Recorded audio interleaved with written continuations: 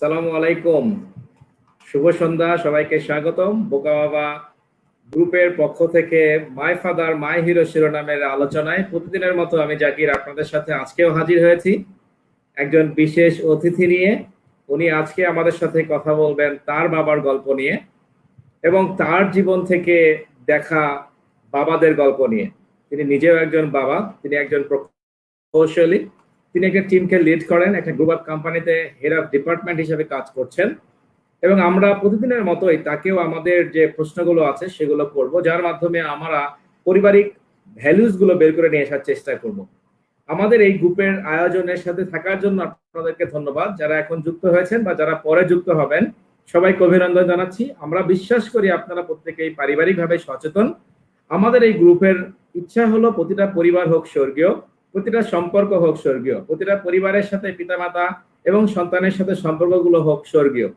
প্রতিটা ঘরে পিতামাতা যেন সন্তানের শিরোমণি হয়ে থাকতে পারে এবং প্রতিটা পিতামাতা যেন সন্তানের কাছে তাদের এত ভালো একটা সম্পর্ক তৈরি করে রাখতে পারেন, এমন ভাবে সন্তানকে মানুষ করতে পারেন যেন কখনোই পিতামাতাকে সন্তানের কোনো কিছুতে কষ্ট পেতে না হয়।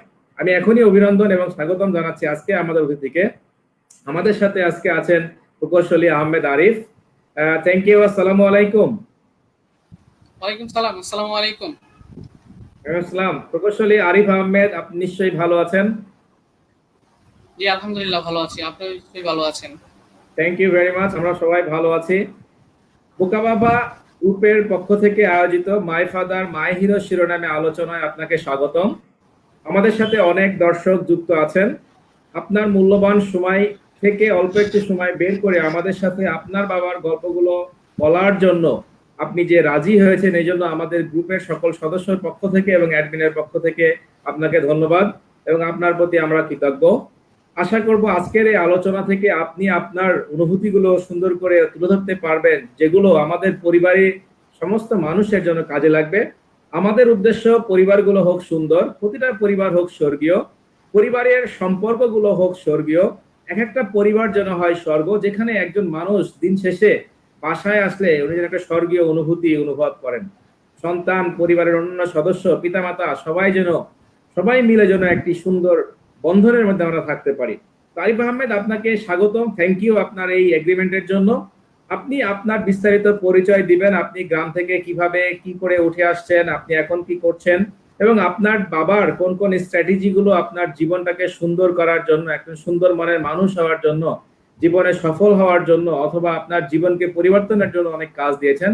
আপনার বাবার গল্প আপনি বিস্তারিত বলবেন। এটা আপনার প্ল্যাটফর্ম এবং আপনাদের প্ল্যাটফর্ম, আপনার গল্প আমরা শুনবো। So thank you. আপনি প্লিজ শুরু করুন আরিফ ভাই।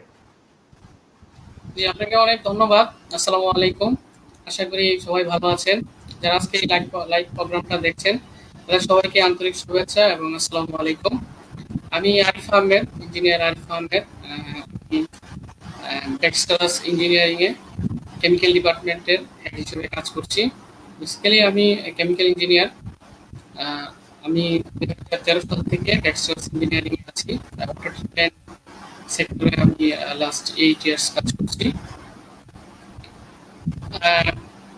আমার দেশের বাড়ি হচ্ছে নেত্রকোনা, ডিস্ট্রিক্ট নেত্রকোনা। আমার ইন্ডিয়ান হচ্ছে মদনপুর, সাজিওরা। আমি প্রাইমারি স্কুলে অ্যাকচুয়ালি সাজিওরাতেই পড়াশোনা করেছি ক্লাস 5 পর্যন্ত। তারপর আমি ক্লাস 5 থেকে যখন 6 এ উঠি তখনও আমি সাজিওরা গ্রামে হাই স্কুলে পড়াশোনা করেছি। ক্লাস 7 থেকে আমরা আবার নেত্রকোনায় চলে আসি, নেত্রকোনা সদর থানায়। তো আমি নেত্রকোনায় পড়াশোনা করি দত্ত হাই স্কুলে, ক্লাস 8 পর্যন্ত পড়াশোনা করি ওখানে। তারপর আমি চিটাগংয়ে চলে যাই আমার বড় বোনের কাছে। বেসিক্যালি আমি ওখানে যাওয়ার উদ্দেশ্য ছিল আমি কারিগরি শিক্ষায় পড়াশোনা করব। তো তারপর আমি ওখানে কারিগরি শিক্ষায় পড়াশোনা করি ক্লাস 9 থেকে চিটাগং টেকনিক্যাল ট্রেনিং সেন্টার থেকে। ডিপার্টমেন্ট ছিল আর্কিটেকচার ড্রাফটিং উইথ অটোক্যাড। তো ওখানে আমার অ্যাডমিশন টেস্ট দেওয়ার পর ওখানে আমি চান্স পাই। তারপর আমার পড়াশোনা শুরু হয় ক্লাস 9 থেকে ওখানে। তারপর আমি 2005-এ এসএসসি কমপ্লিট করি। তারপর আমি ঢাকা পলিটেকনিকে কেমিক্যাল ইঞ্জিনিয়ারিং এ ডিপ্লোমা পড়াশোনা করার জন্য চান্স পাই। তারপরে অ্যাডমিশন নেই। তারপর পরবর্তীতে আমি 2009 সালে ঢাকা পলিটেকনিক থেকে পড়াশোনা করে পাশ করে বের হই। তারপর আমি বিএসসি ইঞ্জিনিয়ারিং করেছি ডিইউবিটি টেক্সটাইল ওয়েট প্রসেসিং এ। তো এই হলো আমার পড়াশোনা। আমি ব্যক্তিগত লাইফে অত্যন্ত সুখী একজন মানুষ। আমি পারিবারিকভাবে খুবই সুখী মানুষ, কারণ আমার বাবা মা দুজনেই অত্যন্ত ভালো। আজকে যেহেতু এই প্রোগ্রামটা বাবা এবং মাদেরকে নিয়ে, বিশেষ করে বাবাকে নিয়ে, তো আমি অ্যাকচুয়ালি আমার বাবার কথা মনে করতে চাই এই মুহূর্তে, এবং আল্লাহর কাছে দোয়া করি আল্লাহ যেন ওনাকে ব্যস্ত নসিব করেন। আমার বাবা গত বছর ডিসেম্বরের 2019 ডিসেম্বরের 17 তারিখে আমাদেরকে ছেড়ে চলে যান। তো আমার বাবা অত্যন্ত ভালো মানুষ ছিলেন। আমি আমার বাবার কথা যখনই মনে আসে তখন আমি খুবই ইমোশনাল হয়ে যাই। অনেক ক্ষেত্রে দেখা গেছে আমার ইমোশনকে আমি কন্ট্রোল করতে পারি নাই, ইমোশনটা আমার কন্ট্রোলের বাইরেও চলে যায়। এরকম কিছু হলে আমি আসলে খুবই দুঃখিত যদি কারো কাছে খারাপ লাগে। তবে আমার বাবা আসলে একজন প্রাইমারি স্কুলের টিচার ছিলেন, উনি একজন আদর্শ শিক্ষক ছিলেন। বেসিক্যালি একজন শিক্ষক সবসময় চায় তার আশেপাশে তার সন্তান এবং সবাইকে আদর্শ স্টুডেন্ট এবং আদর্শ মানুষ হিসেবে গড়ার জন্য। আমার বাবা একজন আদর্শ মানুষ গড়ার কারিগর ছিলেন। তো উনি প্রাইমারি স্কুলের শিক্ষক ছিলেন। দীর্ঘ 32 বছর উনি প্রাইমারি স্কুলের শিক্ষকতা করেছেন। তো ওনার শিক্ষকতা জীবনে আমি যেটা দেখেছি, মানে আমাদেরকে সবসময় উনি একটা জিনিস সবসময় বলতেন যে সৎ পথে থাকতে হবে, কারো অন্যের কোনো কিছুই নেওয়া যাবে না। আমার বাবার নাম ছিল শহীদ আহমেদ আনসারী, মাওলানা শহীদ আহমেদ আনসারী, কিন্তু আমাদের গ্রামে সবাই তাকে শহীদ মাস্টার নামেই চিনতেন। তো আমার পড়াশোনাও আমার বাবার স্কুলেই শুরু হয়েছিল। ক্লাস 1-2 আমি বাবার স্কুলে পড়ি। তারপরে আমাদের গ্রামের পাশে আরেকটি স্কুল ছিল, সাজিউরা স্কুল, ওখানে পড়াশোনা করি। তো আমি আমার বাবার শিক্ষকতা নিজে, আমার বাবার সরাসরি ছাত্র ছিলাম, এবং তার শিক্ষকতার জীবনে আমি অনেক সময় তার সাথে তার স্কুলে গিয়েছি, ছোটকালে তার স্কুলে গিয়েছি, এবং তার স্টুডেন্টদের সাথে আমার বাবার যে একটা ভালো সম্পর্ক ছিল, এটা অত্যন্ত ভালো। এবং তার স্টুডেন্টরা তাকে খুব ভালোবাসতেন। যেমন আমার ছোট একটা ঘটনা মনে পড়ে, যে আমার বাবার কিছু পরিচিত স্টুডেন্ট, খুব কাছের স্টুডেন্ট ছিল, যারা তাকে বাবার মতো সম্মান করতেন। ইভেন কি যদি তাদের সাথে রাস্তায় কখনো তাও দেখা হতো, তাদেরকে যেভাবে আমার বাবাকে যেভাবে সম্মান করতেন বা স্টুডেন্টদেরকে সে যেভাবে শিখিয়েছিলেন, ঠিক একই রকম ভাবে আমাদেরকেও শিখিয়েছেন। তো সবসময় বড়দেরকে শ্রদ্ধা করা, ছোটদেরকে স্নেহ করা, পরিবার যেন সবাই একসাথে থাকতে পারি। অনেক ক্ষেত্রে দেখা যায় পরিবার একজন থেকে একজন কাছ থেকে আরেকজন অনেক দূরে চলে যায়। তো আমার বাবা সবসময় আমাদেরকে বলতেন যে ভাই ভাই তো ভাই ভাই ভাই বোন সবাই একসাথে মিলেমিশে থাকার জন্য। আমাদের 2 ভাই 2 বোন। ভাইদের মধ্যে আমি সবার বড়। আমার পরিবারে মেম্বারের মধ্যে ভাই বোনদের মধ্যে সবার বড় আমার বোন। তো যেহেতু আমার বোন আমাদের সবার বড়, বোন আমার চাইতে 10 থেকে 12 বছরের সিনিয়র ছিল। তো আমার বাবা এই প্রাইমারি স্কুলের টিচার ছিলেন, সেই জন্য আমার বোনই আমাদেরকে বেশি টেক কেয়ার করতেন। সেই জন্য আমি ক্লাস 8 থেকে চিটাগাংয়ে পড়াশোনা করি। তো আমার বোনই বেসিক্যালি আমাদেরকে পড়াশোনার ব্যাপারটা সবসময় দেখতেন। তো আমার বাবা আমাদেরকে সার্বিক বিষয়ে সহায়তা করতেন। Thank you very much Arif Ahmed, thank you. আপনি সুন্দর করে আপনার বাবার স্মৃতিগুলো বলছিলেন। আপনাকে অনেকেই আমাদের সঙ্গে অনেকেই যুক্ত হয়েছেন, আমাদের সাথে রাজুও যুক্ত হয়েছেন, আমাদের সাথে আখতারুজ্জামান রিপন ভাই যুক্ত হয়েছেন, মাসুম বিল্লাহ আমাদের থেকে, ওয়াসেল আহমেদ যুক্ত হয়েছেন, কানাডা থেকে ইথার আপু যুক্ত হয়েছেন, অনেকেই যুক্ত হয়েছেন। সবাইকে অনেক অনেক ধন্যবাদ। এবং আপনারা বোকা বাবা পেজ থেকে, গ্রুপ থেকে যেহেতু এটা ইয়ে হচ্ছে, সো আপনাদের কমেন্টস গুলো আমরা শো করতে পারবো যদি আপনি বোকা বাবা গ্রুপে কমেন্টস করেন। গ্রুপের বাইরে অন্য কোথাও কমেন্টস করলে আসলে আমাদের এই সিমিয়ারডে আমরা শো করতে পারছি না। But thank you very much connect করার জন্য, সবাইকে ধন্যবাদ। আরিফ, আমি যেটা আপনার কাছে জানতে চাইবো, যেহেতু একটা বাবার গল্প, ডেফিনেটলি আপনার বাবার অনেক লেসন, অনেক অ্যাডভাইস, অনেক পরামর্শ আপনার এই জীবনটাকে এগিয়ে নিয়ে গেছে, এবং অনেক কিছু স্ট্র্যাটেজিক্যালি আপনার বাবা আপনার সঙ্গে করেছে সেই ছোটবেলা থেকে। ঠিক ছোটবেলা থেকে এখন পর্যন্ত যদি কোনো কোনো স্মৃতি বা কোনো ইভেন্ট যদি আপনার মনে থাকে, যেটা আপনি শেয়ার করবেন, যেটার মাধ্যমে যে শিক্ষাটা আপনি পেয়েছিলেন সেটা আমাদের কাজে লাগতে পারে, বা আমাদের পরিবারগুলোতে বাবা হিসেবে আমরা অনেকটাই ফলো করতে পারি, এই ধরনের কোনো স্মৃতি কি আপনার মনে আছে? জি, আমার আসলে এরকম কিছু স্মৃতি মনে আছে, ঘটনা। আমি একটা শেয়ার করতে চাই। এটা আমার কাছে খুবই ভালো লেগেছিল। তো এই স্মৃতির মধ্যে একটা স্মৃতি ছিল, আমার বাবা যখন কোনো কিছু কিনতে চাইতেন, তো তার এখানে একটা সততার ছিল আরকি। তার স্টুডেন্টদেরকেও এভাবেই শিখাইতেন এবং আমাদেরকে এভাবে শিখিয়েছেন। তো একদিন উনি একটা যেকোনো একটা জিনিস পারচেজ করার জন্য মার্কেটে গিয়েছিলেন। তো মার্কেটে যে পরিমাণ টাকা উনি দিয়ে পারচেজ করেছিলেন, যখন সে চেঞ্জ করেছিল টাকাগুলা, তো সাপোজ ৳১০০ দিয়ে একটা জিনিস কিনেছে, সে হয়তোবা ৳১০০ দিয়েছে। কিন্তু যে এই প্রোডাক্টটা বিক্রি করেছে সে বুঝতে পেরেছে যে হয়তোবা উনি ৳৫০০ দিয়েছেন। ওনার মনে ছিল না। এরকম করে উনি উনাকে কিছু টাকা, মানে যে পরিমাণ টাকা তার ব্যাক করার কথা ছিল তার চেয়ে অনেক বেশি পরিমাণ টাকা ব্যাক করেছে। প্রথম অবস্থায় সে বুঝতে পারে নাই। কিছু দূর চলে আসার পরে তার মনে পড়লো যে আসলে উনি হয়তো একটা ভুল করছে। তো তখন উনি আবার এটা জায়গায় ফেরত দিয়ে আসছে। তো উনার জীবনে এরকম ঘটনা বেশ কিছু হয়েছে। তো এরকম ঘটনাগুলো আমাদেরকে সবসময় এসে বাসায় বলতেন যে কারো আসলে অন্য কারো টাকা বা অন্য কারো হক কোনোভাবেই, মানে ভুল করে হলেও কারো কাছ থেকে নেওয়া যাবে না। একজন ভুল করতে পারে, কিন্তু তোমাকে সবসময় সচেতন থাকতে হবে। যেন কারো কেউ যদি ভুল করলে যাতে তুমি তার ভুলটাকে সংশোধন করে দিতে পারো। সেজন্য লুজার না। তো এই ঘটনাটা আমার খুব মনে পড়ে যে আব্বা সবসময় এই কথা বলতেন যে সৎভাবে জীবনযাপন করবে। আরেকটা জিনিস বলতেন যে মানুষের জীবনে চাহিদার কোনো শেষ নেই। তো তুমি যদি সুখে থাকতে চাও বা তুমি যদি জীবনে অনেক বেশি আনন্দ অনুভব করতে চাও পার্সোনাল লাইফে, তাহলে তোমার যতটুকু আছে তার থেকে তুমি রিকোয়ারমেন্ট গুলাকে কমিয়ে নিয়ে আসো। তাহলে তোমার জীবনটাকে অনেক সুন্দর করতে পারবে। সাপোজ আমার একটা জিনিস এখন খুব প্রয়োজন, কিন্তু আমি যদি নিজেকে কন্ট্রোল করতে পারি যে না আমার এটা এখন দরকার নেই, তাহলে আমি অনেক সুখ শান্তিতে জীবনযাপন করতে পারবো। আমার বাবা অত্যন্ত সাধারণ মানুষ ছিলেন, তার টাকা পয়সা ছিল না বেশি, কিন্তু আমাদের ঘরে অনেক সুখ শান্তি ছিল। কারোর সাথে কারো মন কালাকালি বা কারোর সাথে কারো বেয়াদবি এগুলো কোনো কিছুই ছিল না। আমাদের এক ভাই থ্যাংক বোন, ইউ, এক থ্যাংক ভাই ইউ ভেরি ছিলেন, মাচ।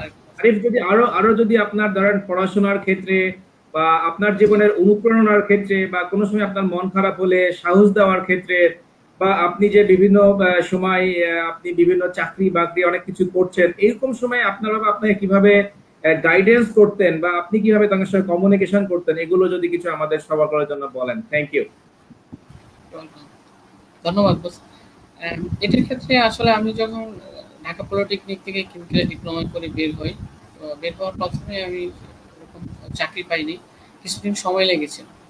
তো সেই সময়টাতে আমার আব্বার কিছু স্টুডেন্ট ছিল যারা অনেক ভালো পজিশনে আছে, যেমন একজন বুয়েটের প্রফেসর, ইঞ্জিনিয়ার, বুয়েট থেকে পড়াশোনা করেছেন। তো উনি আব্বার খুবই ক্লোজ একজন স্টুডেন্ট, ওর নাম হচ্ছে মান্নান সাহেব। তো আব্বা মাঝে মাঝে তার, মানে ভালো ভালো পজিশনে যে স্টুডেন্ট গুলো আছে তাদেরকে ফোন দিতেন। তো আমি এটা দেখে খুব মানে বুঝতে পারতাম যে সে আমার ব্যাপারে কতটা সিরিয়াস, আমি যেন একটা ভালো কিছু করতে পারি। আর পড়াশোনার ব্যাপারেও সে সবসময় আমাকে গাইড করতে, কিভাবে পড়াশোনা করতে হবে, কোন লাইনে পড়াশোনা করলে আমি ভালো করতে পারবো। পারিবারিকভাবে আমাদের এত টাকা পয়সা ছিল না, সেই জন্য সে সবসময় বলতো যে কারিগরি শিক্ষা দিয়ে গেলে তুমি দ্রুত স্টাবলিশ হতে পারবে। তো আমার বাবারই পরামর্শ ছিল যে আমি কারিগরি লাইনে পড়াশোনা করি, ইঞ্জিনিয়ারিং লাইনে পড়াশোনা করি। সেজন্যই আমি ডিপ্লোমাতে ভর্তি হই আরকি। তো আমাদেরও এরকম একটা ছিল যে ডিপ্লোমাতে ভর্তি হলে আমি মনে হয় অন্য জায়গার তুলনায় একটু দ্রুত সেটেল হতে পারবো আরকি। আমার বাবার এটা চিন্তা ছিল। সে থেকে আমি এই লাইনে পড়াশোনা করি আরকি। আর আমার বাবা আমার পড়াশোনার সময় যেটা হয়েছে যে আমি আসলে কখনো ফিল করি নাই যে আমি এরকম ফ্যামিলির আরকি আমার খুব কষ্ট করে চলতে হবে। ছাত্র জীবনে আমি এরকম কষ্ট ফিল করি নাই। আব্বার যতই কষ্ট হোক, সে কষ্ট করে হলেও আমার রিকোয়ারমেন্টটা ফুল করার চেষ্টা করছে। সেক্ষেত্রে আমি ঢাকায় পড়াশোনা করছি। আমার খরচটা একটু বেশি ছিল। সাথে আমার আরো একটা ভাই আর আরেক বোন পড়াশোনা করতো। তো সবার খরচ একসাথে চালাইতে তার কষ্ট হতো। কিন্তু আমারটাকে সে অনেক ফার্স্ট প্রায়োরিটি দিত যে আমাকে অবশ্যই, যেহেতু আমি সবার বড়, আমাকে আমাকে যদি সে এস্টাবলিশ করতে পারে তাহলে আমি বাকিদের রেসপন্সিবিলিটি নিতে পারবো। তার এরকম ছিল, আর সে চাইছিল যে আমি ভালো করি আরকি, ভালো একজন মানুষ হই। সেজন্য আমি এটা কখনো ফিল করি নাই যে আসলে আমার খুব অভাবে আছি। আমি মনে হচ্ছিল যে আমি খুব ভালো আছি। অনেকের চাইতে আমি অনেক ভালো ছিলাম। তাই আমার বাবা খুব টেক কেয়ার করতো আমার এই ব্যাপারে। Thank you very much Arif. আমার মনে হয় আপনার এই মাইক্রোফোনের ইয়েটা একটু উঁচা করে কথা বললে শব্দটা বেশি জোরে হবে, একটু আস্তে শোনা যাচ্ছে। জি। আমাদের দর্শকরা বলেছেন হ্যাঁ একটু জোরে করলে ভালো হবে। আমরা যেটা আসলে জানতে চাই, আমাদের চারপাশের এখন অনেক পরিবর্তন হয়েছে আরিফ। ধরেন আপনি যখন মানুষ হয়েছেন, আপনি যখন বড় হয়েছেন, আপনার পারিপার্শ্বিক যে অবস্থা আর বর্তমান আপনি এখন একজন বাবা, আপনি আপনার সন্তানকে বড় করার জন্য নানা রকমের পরিশ্রম করে যাচ্ছেন, ডেডিকেশন করছেন, স্যাক্রিফাইস করছেন, প্যারেন্টিং করছেন। বর্তমান সময় এবং আগেকার সময়ের ভিতরে বাবা মা হিসাবে দায়িত্ব পালন করার ক্ষেত্রে কি কি চ্যালেঞ্জ আপনি দেখছেন? আমরা যখন ছোট ছিলাম আমাদের আসলে যেটা হয়তো বাবা মাকে আমরা খুব রেসপেক্ট করতাম, মানে একজিস্ট রেসপেক্ট, তারপরে ওনারা যে কথাগুলো বলতাম আমরা এগুলা পালন করার চেষ্টা করতাম। কিন্তু এখনকার সময়ে যারা, যেমন আমি বাবা হয়েছে, আমার মেয়ের অনেক ধরনের রিকোয়ারমেন্ট থাকে, মানে সে অনেক কিছু মানতে চায় না আমি বললেও। মানে আমরা যেভাবে মানছি সবকিছু, এখনকার সময়টা একটু আলাদা মনে হচ্ছে। তাদেরকে অনেকভাবে বুঝাইতে হয়, মানে অনেক কিছু তাদেরকে ফ্রি করাইতে হয়, কিভাবে আসলে ভালো করে চলতে পারবা, বা কি কি জিনিসটা না হলে কিভাবে হবে। আগে যেরকম ছিল, আমরা যখন ছোট ছিলাম আমাকে একটা সিঙ্গেল ওয়ার্ড বলতো, এটা এখন দিতে পারবো না। আমরা ওইটাই আসলে এক্সপেক্ট করতাম যে এখন আমার হয়তো বা সামর্থ্য নাই, একসময় হলে দিতে পারবো। কিন্তু এখনকার সময়টা একটু ভিন্ন। একজন আরেকজনের সাথে খুব বেশি কম্পেয়ার করে, যে ওনার আছে আমার এটা খুব বেশি দরকার। তো সেক্ষেত্রে ম্যানেজ করা একটু কষ্ট।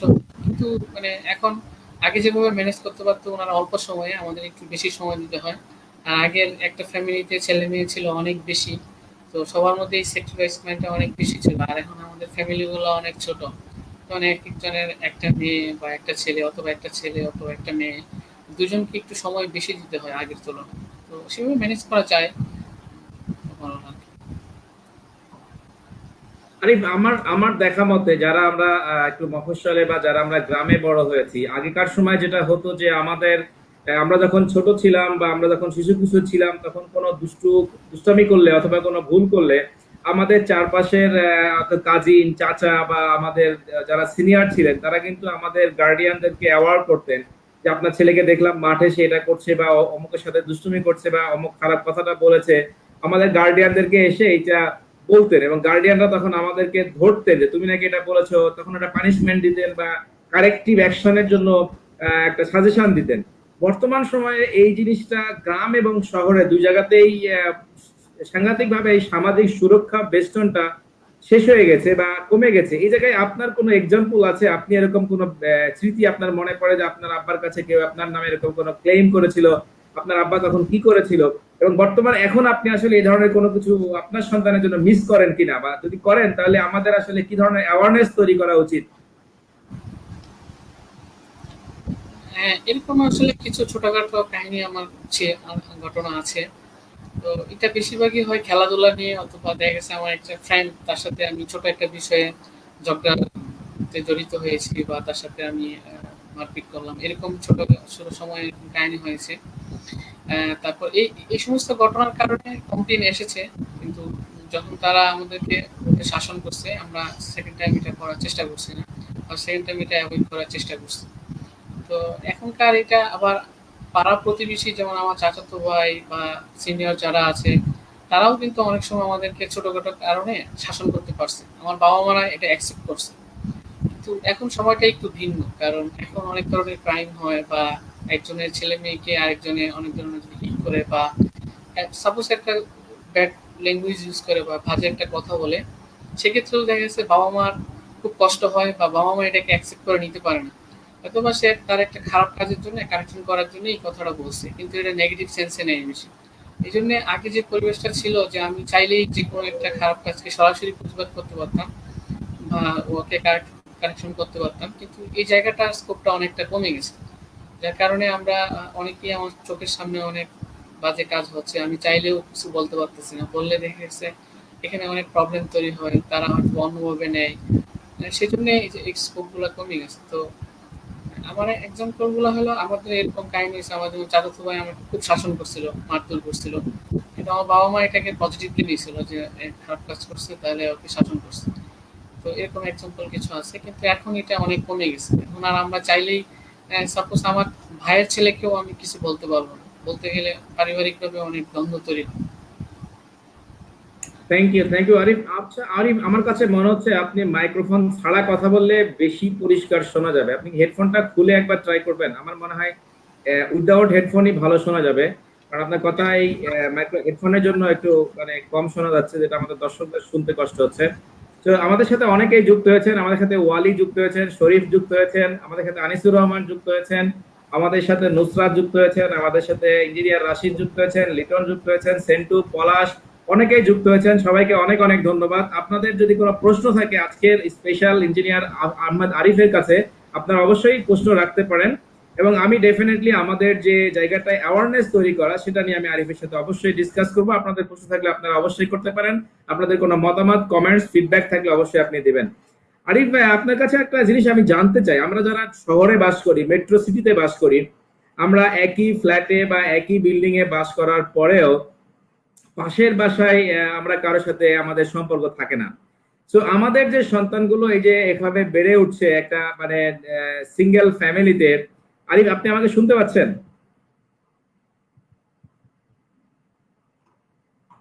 একটু হয়তো কারিগরি ত্রুটির কারণে আমরা আরিফ একটু ডিলে হচ্ছে। প্রিয় দর্শক, আপনারা যারা আমাদের সঙ্গে আছেন, আপনাদের কমেন্টস গুলো অনেক সুন্দর সুন্দর কমেন্টস আসছে, আপনারা কমেন্টস করতে থাকুন। আমাদের এই বুকাওবা পেজের উদ্দেশ্য পরিবারগুলো হোক সুন্দর, প্রতিটা পরিবারের সম্পর্কগুলো হোক সুন্দর, এবং সেখান থেকে আমরা একে অপরকে শ্রদ্ধা করতে শিখি। আমাদের ফ্যামিলিজ ভ্যালুজ গুলো যেন আমরা সঠিকভাবে নিতে পারি, আমরা যেন আমাদের বাবা মাকে শ্রদ্ধা করতে পারি। এই জায়গায় এখন ডিজিটাল যুগে আমরা কিভাবে আমাদের সন্তানদেরকে মানুষ করতে পারি, আমরা কতটা অ্যালার্ট হতে পারি, এই জিনিসগুলো নিয়ে আমাদের ডিসকাশন। সো আমরা যে জিনিসগুলো বলবো, আমাদের অ্যাফ্লুয়েন্ট অনেক আমরা হয়েছি, আমাদের সচেতনতা বেড়েছে, আমাদের ডিজিটাল অ্যাপ্লায়েন্স বেড়েছে ঘরগুলোতে, কিন্তু সন্তানগুলো অস্থির হয়ে যাচ্ছে, সন্তানগুলো অনেক চঞ্চল হচ্ছে, সন্তানগুলো আমরা নিয়ন্ত্রণ করতে পারছি না। আমাদের সন্তানের অনেক অভিযোগ, মনোযোগ দিয়ে পড়াশোনা করে না, গেম খেলে, বড়দেরকে শ্রদ্ধা করে না, আমরা আমরা সন্তানরা মানুষের সাথে ঠিকমতো কথা বলা শিখতে পারে না। অনেক অভিযোগ আমরা পেয়ে থাকি। আমি এই যে প্যারেন্টিং কোচ হিসেবে আমি এটা প্রতিনিয়ত পেয়ে থাকি। ইভেন এত কঠিন সমস্যার মধ্যে আমরা পড়ে যাচ্ছি, সন্তান যখন বড় হচ্ছে, সন্তান বাবা মাকে সহ্য করতে পারে না, সন্তানের সাথে মায়ের সম্পর্ক কঠিন খারাপ, অথবা মাকে সে ডাইনি মনে করে। সরি এই কথাটা বলার জন্য, কারণ এইভাবেই আমার কাছে কথাগুলো এসেছে। সন্তান বাবাকে পুলিশ মনে করে, যে বাবা বাসায় আসলেন, বাবা পুলিশ বাসায় আসলেন।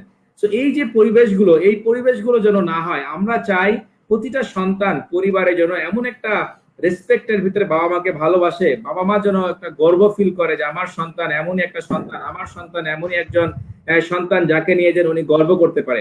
তো পরিবারগুলোতে আমরা বাবা হিসাবে কি ধরনের প্র্যাকটিস করলে আমরা যেন আমাদের সন্তানকে একজন সুনাগরিক, স্বশিক্ষিত, ভালো মানুষ হিসেবে গড়ে তুলতে পারি, এই বিষয়ে আমরা কথা বলি আমাদের গেস্টদের সাথে।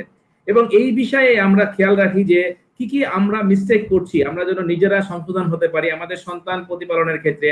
আমরা যেন এমন ভ্যালুস গুলো আমাদের সন্তানদেরকে দিতে পারি, যারা যেন রাস্তায় গেলে, বাইরে গেলে ভালো ভালো কাজগুলো করে, তারা যেন অন্যায় না করে, তারা যেন দুর্নীতিবাজ না হয়, তারা যেন শিক্ষিত দুর্নীতিবাজ না হয়, তারা যেন মানুষের হক নষ্ট না করে। সেইটা যদি আমি পরিবারে ভ্যালুটা শিক্ষা না দেই, এবং বাবা হিসেবে যদি আমি শিক্ষাটা দিতে ব্যর্থ হই, তাহলে আসলে দুনিয়া বদলানোর কোনো জায়গা নেই। আমাদের বাইরের থেকে পরিবারগুলো হোক, আমাদের ইউনিভার্সিটি পরিবারগুলো হোক শিক্ষার একমাত্র জায়গা, যেখান থেকে আমাদের সন্তানগুলো, আমাদের নতুন জেনারেশন গুলো একটা ভালো মানুষ, একজন লিডার, একজন একজন গর্বিত সন্তান হিসেবে তৈরি হয়। Arif, thank you. আপনি নিশ্চয়ই আমাকে শুনতে পাচ্ছেন? জি জি, বাস শুনতে পাচ্ছি। Thank you very much. Father is always hero, এই এই এই কথাটা আমাদের সাথে মশিউর মিশু ভাই যুক্ত আছেন চিটাগাং থেকে। উনি বলেছেন ফাদার ইজ অলওয়েজ হিরো। এই জায়গাতে আমি একটু আপনার কাছে আলোকপাত করতে চাই, আর যদিও জিনিসটা আমাদের কাছে অনেক ক্ষেত্রে ট্যাবুর মতো মনে হয়, বাট আমি সেগুলো বের হয়ে আসতে চাই। আরিফ, আমি আপনাকে একটা জিনিস জিজ্ঞেস করতে চাই, যেটি খুবই সেন্সিটিভ। কোনো দর্শক আমাদের এই প্রশ্নটাকে অন্যভাবে মিন করবেন না। সন্তান কি পিতাকে সমালোচনা করতে পারে? সন্তান কি পিতাকে কারেকশন করতে কোনোভাবে সহযোগিতা করতে পারে? আপনার কাছে কি মনে হয় আরিফ?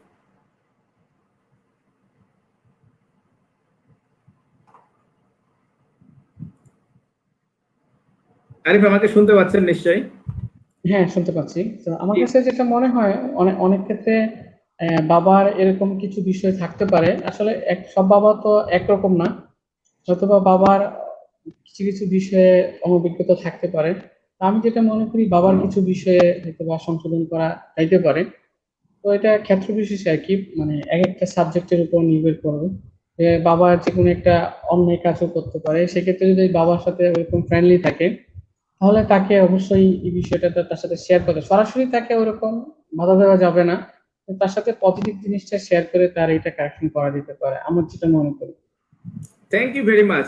কিছুদিন আগে 21শে জুন বা কাছাকাছি সময়ে বাবা দিবস হিসেবে একটা দিবস চলছিল, আমরা সেই দিনকে আড্ডা দিয়েছিলাম আমাদের এই বোকা বাবা পেজ থেকে। আর ওই দিনকে আমি আমাদের সোশ্যাল মিডিয়াতে অনেকগুলো স্ট্যাটাস দেখেছিলাম। এটা এটাকে আমি আসলে স্ট্যাটাসটাকে আমি আমলে নিয়েছি। ওখানে বলা ছিল যে আমরা এই যে আমরা যেমন বলছি মাই ফাদার মাই হিরো, সবাই তার বাবাকে হিরো হিসেবে ডিজাইন করছে, তাহলে সমাজের বড় বড় দুর্নীতিবাজ কারা, সমাজে যারা অন্যায় করছে, সমাজে যারা নানা রকমের খারাপ কাজ করছে, লুটতারাজ ছিনতাই করছে, এরাও তো কারো না কারো বাবা। তাহলে সন্তান হিসেবে আসলে এই জায়গায় কি কোনো ভূমিকা রাখার সুযোগ আছে? আপনার কিভাবে জিনিসটাকে বিশ্লেষণ করেন?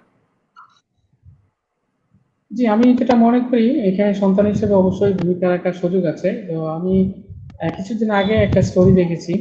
তো সেখানে তার বাবা একটা সরকারি অফিসে জব করেন, ভালো পজিশনে, কিন্তু তার সন্তান আনফরচুনেটলি অনেক ভালো, খুবই ভালো এবং সৎ মানসিকতা।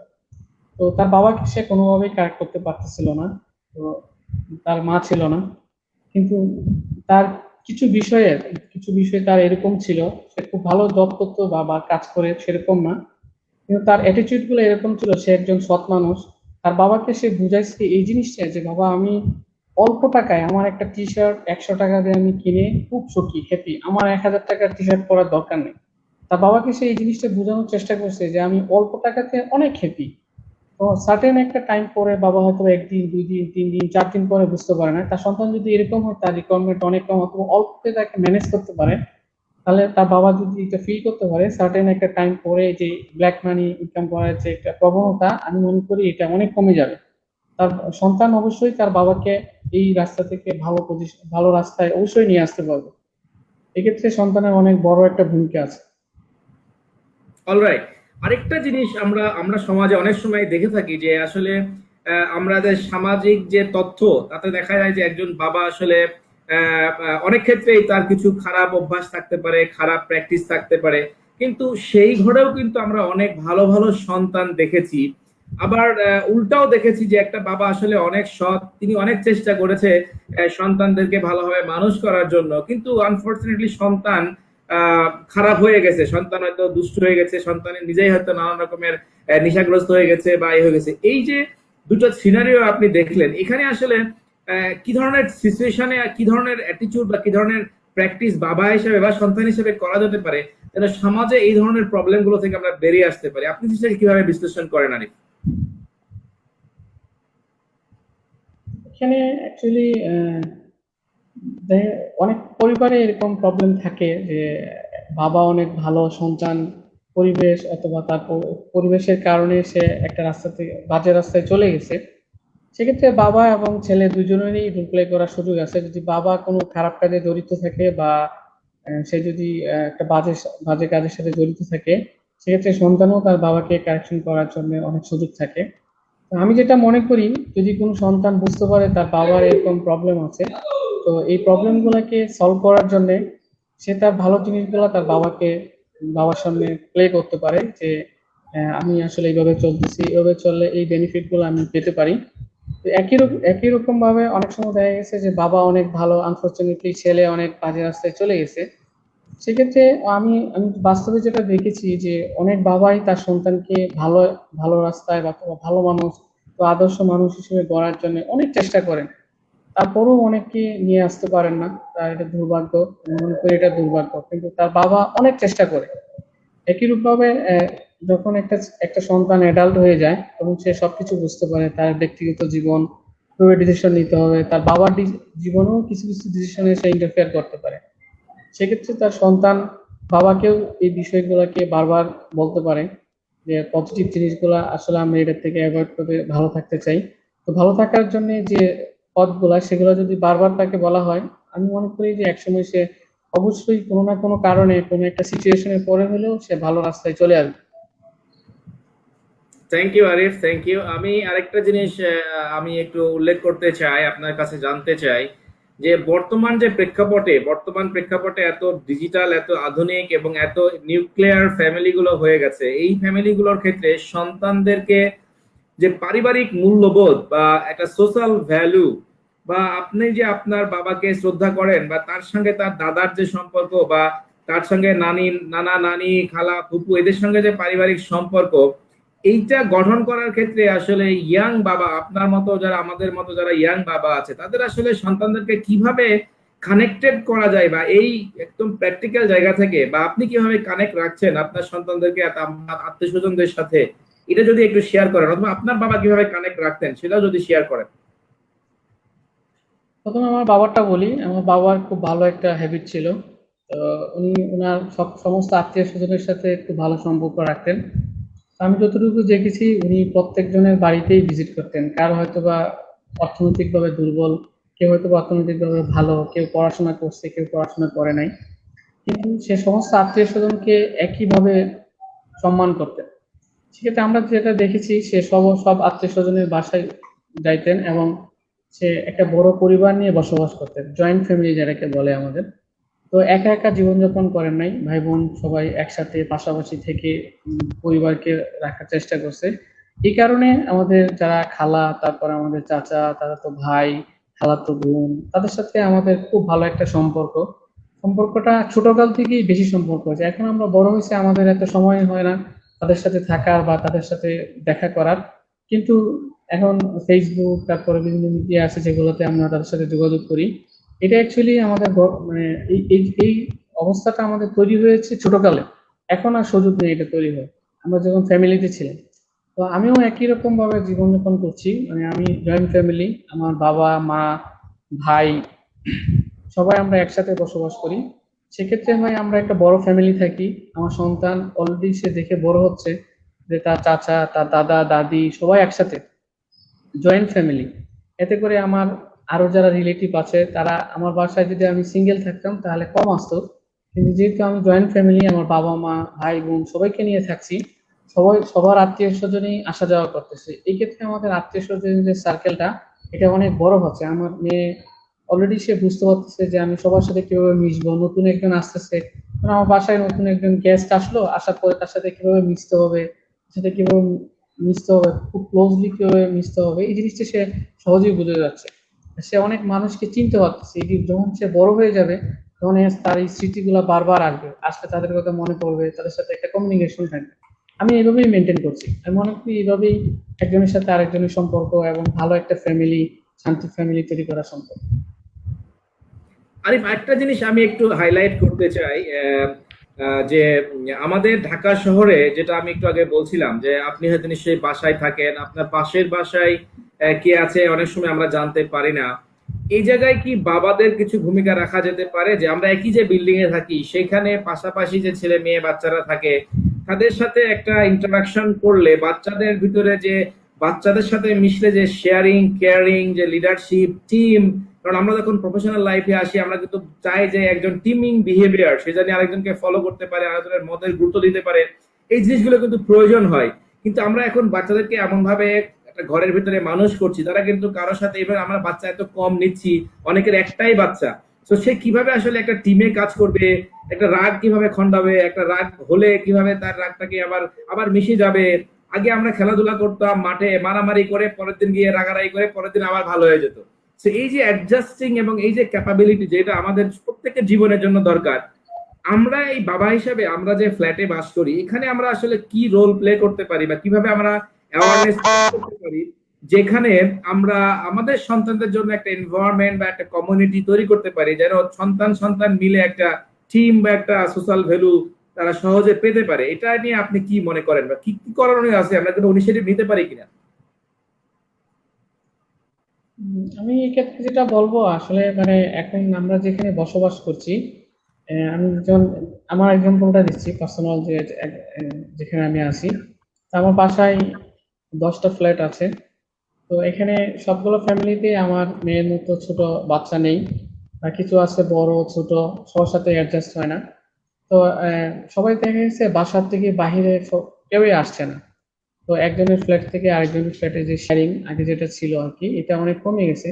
আমি যেটা মেনটেন করি, আমার আমার ফ্ল্যাটের সামনে যে আছেন তার বেবি, তার বেবির সাথে আমাদের যে যাওয়া আসাটা, কথা বলাটা, সেটা মানে অন্যদের তুলনায় একটু বেশি। তা আমি পার্সোনালি যেটা মেনটেন করার চেষ্টা করি, যে যারা আসতেছে তাদের সবার সাথে কথা বলার চেষ্টা করি। তো আমার সাথে যদি বেবি পার্কিং এ আসে, তাহলে যারা আসে আঙ্কেলকে বলি সালাম দাও, আর যে ছোট বেবি আসে, ছোট বেবি যদি আসে তার সাথে কথা বলতে বলি, তোমার ভাইয়া হয় তা বা তোমার বোন হয়, তাহলে ওর কি হচ্ছে সহজে ওদের সাথে মিশে যাচ্ছে। মিশে গেলে একসাথে খেলা করার একটু সুযোগ পায়। তাহলে এখান থেকে খেলা করার যখন সুযোগ পায় তখন এই 2-3 জন বা 5 জন বা 7 জন যারাই আছে তাদের সবার মধ্যে যে কোনো একজন লিডার বা যে কোনো একটা নতুন খেলার আইডিয়া তৈরি করে। এভাবে ওরা খেলার একটা আইডিয়া তৈরি করতে, আমি যেটা মনে করি যে বাচ্চারা যারা আছে, একটা বিল্ডিং এ যত বাচ্চা আছে তাদেরকে একটা কথা বলার প্ল্যাটফর্ম তৈরি করে দেওয়া বা মিশার প্ল্যাটফর্ম তৈরি করে দেওয়া উচিত।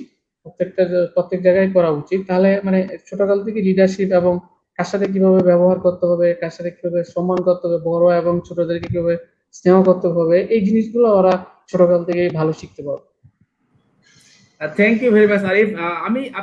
আপনি নিশ্চয়ই জানেন আমাদেরকে এখন অনেক ইন্টারভিউ করতে হয়। আমরা ইন্টারভিউ করতে গিয়ে দেখি যে এখন আহ, একদম আধুনিক জেনারেশনের বাচ্চাদের ভিতরে টলারেন্স, ধৈর্য খুবই কম, এবং তারা খুবই অস্থির। কোনো একটা কাজ দিলে ধৈর্য ধরে, কোনো একটা প্রবলেমে পড়লে ধৈর্য ধরে যে কাজটা করবে, কোনো একটা চাকরিতে গেলে যে কিছুদিন সময়, একটা লম্বা সময় চাকরিতে থাকবে, এই জিনিসগুলো কিন্তু অনেক অভাব হয়ে যাচ্ছে। এটা একটা যে অ্যাডজাস্টেবিলিটি, এটা কিন্তু অনেক কমে যাচ্ছে। এবং আমি খুবই অবজার্ভ করছি যে আমি যদি আমার বাবার কথা বলি, আমার বাবা একটা কথা শোনার পরে যত ধৈর্য সহকারে শুনতেন বা তারপরে যেভাবে রেসপন্স করতেন, বা আমরা যতক্ষণ পর্যন্ত অপেক্ষা করতাম, আমাদের সময় আমরা দেখেছি যে আমার বাবাকে যদি কোনো সিদ্ধান্তের জন্য বলা হতো, আজকে বললে হয়তো 7 দিন পরে রিপ্লাই দিত যে ঠিক আছে আমি চিন্তা ভাবনা করে নেই বলবো। আমার বাচ্চার ক্ষেত্রে সেটা 7 দিন তো দূরের কথা, 1 ঘন্টা হলেও সে ওটা বলবে যে, না তোমার কাছে আর আমার শোনার দরকার নাই, তুমি বলবা না আমি জানি, আমি আর শুনতে চাই না, আমার আর বলা দরকার নাই। তো এই যে একটা টলারেন্স, এই জিনিসটা কিন্তু প্রত্যেক মানুষের জীবনকে হ্যাপি করার জন্য খুবই জরুরি।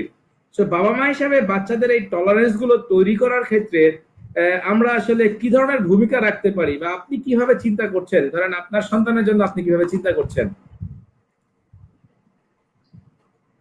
আমি যেটা চিন্তা করছি মানে এখন বাচ্চারা, আমার বাচ্চার কথা বলছি আর কি, তো বাচ্চারা বেশি ইউটিউব দেখে, তারপরে টিভি একটু বেশি দেখে। আমরা ছোটকালে এত টিভি দেখার সুযোগ পাইনি, মিডিয়াও এত বেশি ছিল না, তার কারণে আমাদের এই বিষয়গুলোর সাথে ইন্ট্রোডিউস হতে সময় লাগছে। তো এখনকার বাচ্চারা খুব অল্প সময়ে সে অনেক কিছুর সাথে ইন্ট্রোডিউস হতে পারে। কারণ বাচ্চাদের অনেক রিকোয়ারমেন্ট থাকে যে আমার এটা লাগবে, নতুন একটা লাগবে, অথবা একটা ছোট বাচ্চা বলতে পারে যে আমার এই এই এই মডেলের সাইকেলটা লাগবে বা এই মডেলের গাড়িটা লাগবে, আমার খেলনা গাড়ি এটা লাগবে, এনে দিতে হবে। কিন্তু তাদের যে রিকোয়ারমেন্টটা ফুলফিল করার সময়টা খুব কম, মানে অল্প সময়ের মধ্যে নিয়ে আসতে হবে। কিন্তু আমি হয়তো বা এমন সিচুয়েশনে আছি যে এই সময় আমি এটা ফিল করতে পারবো না। তখন মানে আমরা যেভাবে ছোটকালে বুঝতে পারতাম, কিন্তু তারা এখন এটা সহজে এত বুঝতে চায় না। তো সহজ মানে নর্মালি আমরা এখন কি করছি যে যত দ্রুত সম্ভব তার এই রিকোয়ারমেন্টটা ফুলফিল করার চেষ্টা করছি। না হয়তো দেখা গেছে সে আমার সাথে মানে এমন একটা বিহেভিয়ার করছে যেটা আমার ভালো লাগছে না, কান্নাকাটি করছে বা আদার্স কোনো কিছু করছে, আমরা এটা সরাসরি কি মানে রিকোয়ারমেন্ট ফুলফিল করার চেষ্টা করছি, এবং ম্যাক্সিমাম ক্ষেত্রে আমরা তাই করতেছি। আমার যেটা মনে হয় মানে একটা বাচ্চা যে কোনো একটা কিছু চাইতে পারে বা তার রিকোয়ারমেন্টটা ফ্রিকুয়েন্টলি চেঞ্জ হইতে পারে, কিন্তু যদি তার চাওয়ার সাথে সাথে যদি আমি নিয়ে আসি, তাহলে আমার মনে হয় তার এই হ্যাবিটটা অনেক বেশি দূর চলে যাবে। তা আমি যেটা পার্সোনালি মনে করি যে প্রত্যেকটা বাচ্চাই একটা সময় খুব বেশি অ্যাগ্রেসিভ হয়ে যাবে, কিন্তু একটু সময় অপেক্ষা করতে হবে তার জন্য। সবকিছুতে তো একটা ভালো রেসপন্স করা যাবে না, কিছু কিছু বিষয়ে আমার অবজার্ভ করা লাগবে যে এই বিষয়টা আমি তার রেসপন্স করবো না, চুপচাপ থাকবো। তো আমি যেটা মনে করি যে আমার বাচ্চার ক্ষেত্রে আমি যেটা করি, কিছু বিষয়ে আমি কোনো রেসপন্সই করি না, একদমই চুপ থাকি। কিছু সময় সে খুব তাড়াহুড়া কান্নাকাটি করে, এক সময় যে সে আবার তার মতো সে বুঝে যাচ্ছে যে না আমি এটা আর পাবো না। আমি আমার বিষয়গুলোকে আমি এভাবেই মেনটেন করছি। থ্যাংক ইউ, খুবই ভালো বলেছেন। এবং এটা আসলে প্রয়োজন, কারণ বাচ্চারা অনেক সময় নানান কারণে আসলে কান্নাকাটি করে, জেদ করে। তো আমরা যদি সেটাকে প্রতিটা পয়েন্টে, প্রতিটা সময় যদি আমরা এটাকে গুরুত্ব দেই, তাহলে এই বাচ্চা আরো বেশি অ্যাগ্রেসিভ হয়ে যাবে, আরো বেশি জেদি হয়ে যাবে। সুতরাং বাচ্চা যদি জেদ করে, আমরা একদম প্রফেশনালি বলে দেই, বাচ্চা যদি জেদ করে, আপনি ওই জেদের সময় অবশ্যই কিছু দিবেন না। আপনি যদি সে যদি ভেঙে চুরে ফেলে, আপনি শুধু রক্ষা করবেন সে যদি আহত আহত না হয়, ড্যামেজ যেন না হয়, সেটা থেকে বাঁচাবেন। বাট বাচ্চা জেদ করলে তখন যদি আপনি তাকে কিছু দেন, তার মানে সে কিন্তু বুঝে গেল যে জেদ করে অনেক কিছু পাওয়া যায়। এবং আপনি যদি জেদ করে তাকে জি। কিছু না দেন, একবার, দুইবার, তিনবার, আপনি যদি 7 দিন এই প্র্যাকটিসটা করেন, এবং এটা অনেক ছোটবেলা থেকে আপনাকে করতে হবে, নেগোসিয়েশন যেটাকে বলে, তাহলে আপনার বাচ্চা আসলে আর কখনো জেদ করবে না। তো থ্যাংক ইউ আরিফ, সুন্দর জি করে জি বলেছেন। একটা আমার খুবই রেলিভেন্ট প্রশ্ন আপনাকে করতে চাই। আপনারা যারা হুম, সেলস প্রফেশনে আছি, সকালে বের হয়ে যায় রাতে আসি, সকালে বের হয়ে যায় রাতে আসি, সকালে বের হয়ে যায় রাতে আসি। তো আমাদের অনেক টিম মেম্বার আজকে আপনারা এই লাইভটা দেখছেন, যারা সেলসে কাজ করছেন, তাদের সন্তানের যে সময় দেওয়া, আমরা যতগুলো বাবার সঙ্গে কথা বলেছি প্রত্যেকেই বলেছেন যে বাবাদের সময় দেওয়াটা খুবই জরুরি। এবং সন্তানকে আপনি যদি সামাজিক এবং মানসিক বা মানবিক এবং আপনার ফ্যামিলি ভ্যালুস দিতে যান, সঠিক মানবিক গুণাবলী সন্তানকে দিতে চান, তাহলে সময় দেওয়ার কোনো বিকল্প নাই।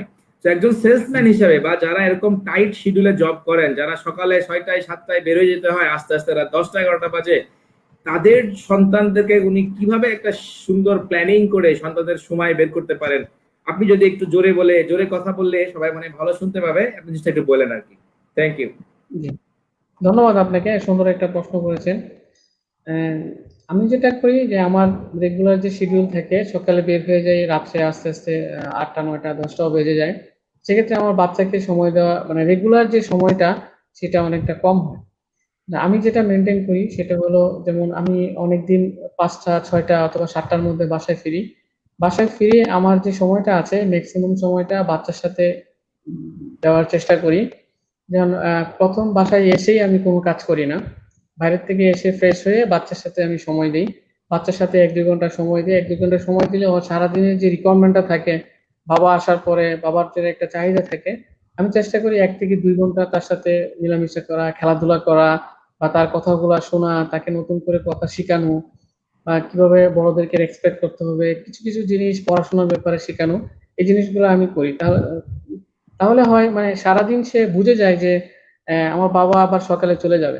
আরেকটা জিনিস আমি যেটা করি, সকালে আমি বাসা থেকে যখন বের হই তখন তার সাথে অনেকক্ষণ কথা বলি। তো সে বুঝতে পারে যে বাবা এখন বের হয়ে যাবে, তার মধ্যে একটা হ্যাবিট তৈরি হয়ে গেছে। সকালে যখন আমি বের হই নর্মালি সে আমাকে ঠাটা দেয়, সালাম দেয়, আল্লাহ হাফেজ বলে, তখন সে বুঝতে পারে যে আবার বিকালে আসবে। তো সারাদিনে আমি তার সাথে ফোনে কমিউনিকেশন করি 1-2 বার যতটুকু সম্ভব হয়। কিন্তু একটু পর পর ফোন দেওয়া বা দিনে 5-7 বার ফোন দেওয়া এরকম না, হয়তো ম্যাক্সিমাম আমি 1 থেকে 2 বার দিই, কিন্তু আমি ফিজিক্যালি এসে এই সময়টা তাকে দেওয়ার চেষ্টা করি, এবং সারাদিনে যে গ্যাপটা থাকে ওই সময়টাতে আমি ফিল করার চেষ্টা করি। আরিফ, আমি জাস্ট আপনাকে এখানে জিজ্ঞেস করি, আপনার বাচ্চা বা আপনাকে কি দিনের কোনো সময় যখন আপনি বাইরে থাকেন, ওরা কি আপনাকে ফোন করতে চায় বা ফোন করে? আপনার ওয়াইফ বা এরকম কিছু বলে? এরকম খুব কম হয় যে আমার সাথে এই মুহূর্তেই কথা বলতে চায়। এটা অনেক সময় হয় যে কান্নাকাটি করছে কোনো একটা বিষয়ে, আমাকে ফোন দিয়ে তাকে একটু সান্ত্বনা দেয়, এরকম হয় মাঝে মাঝে, খুবই কম।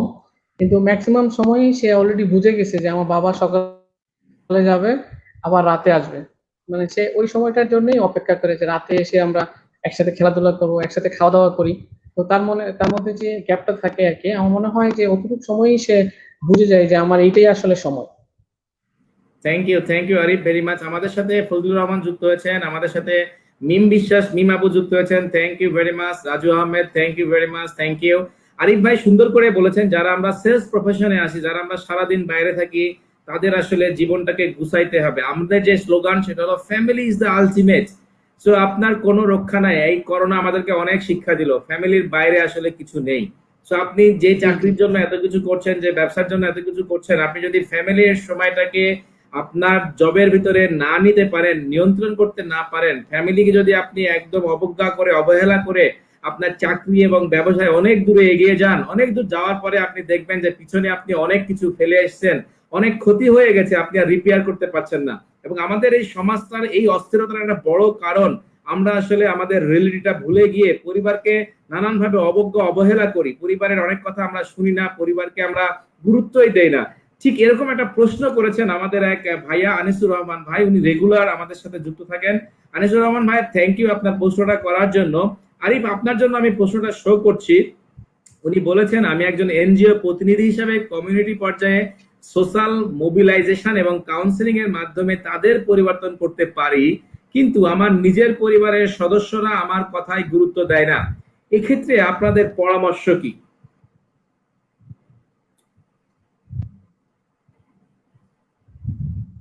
জি, ওনার প্রবলেমটা বুঝতে পেরেছি। আসলে এক্ষেত্রে অনেকেরই ইনকাম প্রবলেম হতে পারে, যে আমরা বাইরে অনেকজনকেই কনভিন্স করার চেষ্টা করতেছি, কনভিন্স করতে পারি, কিন্তু ফ্যামিলির লোকদেরকে আমরা কনভিন্স করতে পারি না। তো আমার মনে হচ্ছে যে মানে ফ্যামিলির ফ্যামিলিকে যেভাবে সময় দেওয়া দরকার বা তার সাথে যেভাবে মিশা দরকার, সেটা মনে হয় ওনার পুরোপুরি হচ্ছে না আর কি। তো সেক্ষেত্রে যদি উনি ফ্যামিলির জন্য আরেকটু সময় বের করতে পারেন, যদি অনেক ফ্যামিলির এরকম রিকোয়ারমেন্ট থাকে যে দিনে 2-3 বার তাকে ফোন দিতে হবে, দুপুরে খাবার পরে সে খাবার খেয়েছে কিনা বা তার কি মানে এখন কি করছে। অনেক পরিবারে এরকম রিকোয়ারমেন্ট থাকে, আমি যতটুকু জানি আমি যতটুকু বুঝি আর কি। তো আসলে ওনার যেটা করা উচিত, ওনার ফাইন্ড আউট করা উচিত আসলে ওনার পরিবারের রিকোয়ারমেন্ট, যদি রিকোয়ারমেন্টটা তিনি বুঝতে পারেন, তো সেই রিকোয়ারমেন্টটাকে উনি ফ্লেক্সিবিলিটি অনুযায়ী আশা করি মেনটেন করতে পারবে। এটা মেনটেন করলে ইনশাল্লাহ এই প্রবলেম সলভ হয়ে যাবে। Thank you, Raju, for your nice comment. Looking encouraging in a single frame with the sales icon. Thank you, Raju. যুক্ত হওয়ার জন্য। রাজু, আপনি রেডি থাকেন কোনো একদিন আপনার বাবার গল্প শোনার জন্য। আপনাকে আমরা কল করব, সো আপনিও চলে আসেন। আমরা চাই আমাদের স্মৃতিগুলো, আমাদের গল্পগুলোর মাধ্যমে আমাদের বাবাদেরকে স্মরণ করতে, এবং আমাদের বাবার যে জীবন দর্শন ছিল এগুলো অনেক ভালো ছিল আমরা প্রত্যেকেই মনে করি। কারণ এখন জেনারেশন গ্যাপের কারণে আমরা আস্তে আস্তে অনেক জটিল সময়ের মধ্যে চলে আসছি। তো আমরা যদি আমাদের অতীতের ভালো জিনিসগুলো আমরা যদি প্র্যাকটিস করতে পারি, আমরা শিওর আমরা আমাদের ভালোভাবে সন্তানগুলোকে মানুষ করতে পারবো। রাজু, আপনাকে ধন্যবাদ। আশিক, আনিসুর রহমান ভাইয়ের প্রশ্নের সাথে আমি একটু রাজু ভাইয়ের সাথে অ্যাড করতে চাই, আরিফ ভাইয়ের সাথে। সেটা হলো যে এটা ফ্যাক্ট যে পরিবারের অনেক সময় অনেক সদস্য পরিবারের কথাগুলোকে গুরুত্ব না দিয়ে পরিবারের বাইরের মানুষের কথাগুলো অনেক সময় গুরুত্ব দেয়। সেক্ষেত্রে আনিস, আপনি কিছু কৌশল অবলম্বন করতে পারেন। আপনার যদি মনে হয় যে আপনার পরিবারের লোকজন পরিবারের কাউকে গুরুত্ব দেয়, তাহলে আপনার কথাগুলো আপনি তাদের মাধ্যমে তাদেরকে পৌঁছান। এটা অনেক সময় হয় আসলে ফ্যামিলিতে, কিন্তু অনেক সময় আমরা যেটাকে বলি আরবিট্রেটর লাগে। ধরেন আপনার কথা তারা মানতে চায় না, কথার কথা তার দাদার কথা বা তার চাচার কথা বা আপনার সন্তানের মামার কথা বা আপনার সন্তানের ফুপুর কথা বা আপনার ওয়াইফের বোনের কথা তারা শুনতে চায়। তো আপনাকে একটু কৌশলী হইতে হবে। যদি এরকমই হয় আপনার কথা তারা শুনছে না, তাহলে আপনার এরকম কাউকে খুঁজে বের করতে হবে, তার সাথে আপনার রিলেশন তৈরি করতে হবে যেন তারা আপনার কথাটা বলে দেয়, এবং তারা সেটাও বলে দেয় যে তোমরা যেন তার কথাটা শুনেন, মানে আপনার কথা যেন আপনার সন্তান বা পরিবার গুরুত্ব দেয়। তো এইভাবে যদি আপনি কিছুদিন প্র্যাকটিস করেন, এটা আমার পার্সোনাল ওপিনিয়ন যে মনে হয় আপনার জিনিসটা রিকারেক্ট হয়ে যাবে। আরেকটা জিনিস খেয়াল রাখতে হবে যে একটা রিলেশন, এটাকে আমরা বলি রিলেশনশিপ ব্যাংকিং, এবং এটা professional. 7 habit of highly effective পিপুলের বইতে স্টেফেন কোভে বলেছেন যে আমাদের প্রতিটা সম্পর্ক একটা রিলেশনশিপ ব্যাংকিং। এবং এই আমরা যেমন একটা ব্যাংকে টাকা জমা দেই, আমার যদি অ্যাকাউন্টে ব্যালেন্স থাকে তবে আমার ব্যাংকে রিলেশন থাকবে। আমার ব্যাংকে যদি অনেক দিন ব্যালেন্স না থাকে, একসময় ব্যাংক আমার অ্যাকাউন্টটা বন্ধ করে দিবে। সো আমাদের প্রত্যেকটা সম্পর্কই হচ্ছে এরকম একটা রিলেশনশিপ ব্যাংকিং, এবং এই সম্পর্কের ডিপোজিট হচ্ছে ট্রাস্ট, ডিপোজিট হচ্ছে আমাদের বিশ্বাস। একমাত্র একটা সম্পর্ক তখনই টিকে থাকবে যখন দুটো সম্পর্কের ভিতরে বিশ্বাসটা থাকবে, এবং আমাদেরকে প্রতিনিয়ত এই বিশ্বাসটা বাড়াইতে হবে। আমার ব্যাংকার আমাকে খুব মূল্য দিবে যদি আমার ব্যাংকে কোটি কোটি টাকা ডিপোজিট থাকে। ব্যাংকার খুব খুশি হবে যে he is a very good account holder, তার অ্যাকাউন্টে সবসময় লাখ টাকা ব্যালেন্স থাকে, তার অ্যাকাউন্টে কোটি কোটি টাকা ট্রানজেকশন হয়। তো আমাদের সম্পর্কগুলোর ক্ষেত্রেও আমাদেরকে এমন কিছু কাজ করতে হবে, এমন কিছু ট্রাস্ট দিতে হবে, এমন কিছু কেয়ার শো করতে হবে যেটা যেন মুখে না হয়, সেটা যেন অ্যাকশনে হয়। আমরা এজ এ কোচ হিসেবে আমি পার্সোনালি বলি ভালোবাসি এই কথাটা আসলে একটা ভার্ব, বা লাভ ইজ এ ভার্ব। আপনি যদি বলেন ভালোবাসি ভালোবাসি ভালোবাসি, কিন্তু কোনোদিন তার কাজে একটু হেল্প করলেন না, আপনি কোনোদিন তাকে একদিন জিজ্ঞেস করলেন না যে তুমি কি আজকে খেয়েছো, আচ্ছা তোমার শরীরটা কি ভালো আছে, তোমার মনটা কি ভালো আছে, তুমি কি আসলেই ভালো বলছো নাকি জাস্ট বলার জন্য বলছো, আপনি তার কাজে একদিন হেল্প করলেন না, আপনি তার জন্য একটা গোলাপ ফুল নিয়ে গেলেন না, আপনি কোনোভাবেই তার সাথে একটা সুন্দর সম্পর্ক আপনার ওয়াইফকে দেখালেন না। সো এই love is not an adjective. আপনি বললেন আমি তোমাকে ভালোবাসি আর হয়ে গেল, এটা কখনোই হবে না। আপনি যদি কাউকে কেয়ার করেন, আপনি যদি আপনার বাবা মাকে ভালোবাসেন, তাহলে বাবা মার জন্য আপনাকে কিছু করতে হবে, বাবার জন্য আপনাকে খবর নিতে হবে। শুধু খবর নিলে হবে না, তাকে কিছু টাকাও দিতে হবে। শুধু টাকা দিলে হবে না, তার পাশে তার হাত ধরে বসে তাকে একটু হাগও করতে হবে। তো এই যে ভার্ব, এই অ্যাকশন গুলোর মাধ্যমে আপনার রিলেশনশিপ ব্যাংকে একটা ট্রাস্টের পরিমাণ আস্তে আস্তে আস্তে আস্তে বাড়তে থাকবে। তো যদি আপনার রিলেশনশিপ ব্যাংকে প্রচুর ট্রাস্ট থাকে, তাহলে ডেফিনেটলি আমার বিশ্বাস যে আপনার চারপাশের আপনার সমস্ত রিলেশনের লোকজন আপনার কথা শুনবে। তো আমার এই কথা যদি আপনার ভালো লেগে থাকে, তাহলে আমরা এই গ্রুপের কথাগুলো অন্যদের সাথে শেয়ার করবেন এবং আপনি চেষ্টা করবেন লাভ, কেয়ার এই শব্দগুলোকে ভার্বে পরিণত করতে। আপনি যদি বলেন আই কেয়ার ইউ, তাহলে যেন আপনি আসলে তার কেয়ার করেন, একদিন কেয়ার করে দেখবেন, তার অসুস্থ হলে তার পাশে বসে থাকবেন, তাকে একদিন খাওয়াবেন, তাকে কিছু টাকা দেবেন, তবেই আপনার এই রিলেশনশিপের ভিতরে একটা ব্যাংক অ্যাকাউন্টটা সাফিসিয়েন্ট ব্যালেন্স থাকবে এবং আপনার কথা শুনবে। প্রিয় দর্শক শ্রোতা যারা দেখছেন, আপনাদের প্রত্যেকের কমেন্টস আমরা পড়তে না পারলেও আমরা দেখতে পাচ্ছি। Thank you very much. আমাদের সাথে অনেকে দেশের বাইরে থেকেও যুক্ত হয়েছেন এবং অনেকে বিভিন্ন পেজে যুক্ত হয়েছেন। থ্যাংক ইউ আপনাদেরকে। এই আলোচনা আপনাদের জীবনটাকে বদলানোর জন্য, আমাকে কারেকশন করার জন্য। আজকে আমাদের 20তম আড্ডা চলছে। এই 20তম আড্ডার প্রতিদিন থেকে আমি নিজে অনেক কিছু শিখছি, আমি নিজে অনেক কিছু আমার জীবনকে বদলাতে চাচ্ছি। এবং আমাদের এখানে যে বাবারা এসেছেন, যে ভাইয়ারা এসেছেন, যারা এখন বাবা আছেন, যারা ভবিষ্যতে বাবা হবেন, প্রত্যেকেই কোনো না কোনো লার্নিং, কোনো না কোনো অ্যাওয়ারনেস এখান থেকে নিয়ে যাচ্ছেন। আমরা যদি এই অ্যাওয়ারনেসের মাধ্যমে 100 জন মানুষকে পরিবর্তন করতে পারি, আমরা মনে করতে পারবো যে আমরা দুনিয়া একদিন পরিবর্তন হবে। আরিফ ভাইয়া, আমরা কিছু সামাজিক সমস্যা আপনার কাছে একটু বিশ্লেষণ করতে চাই।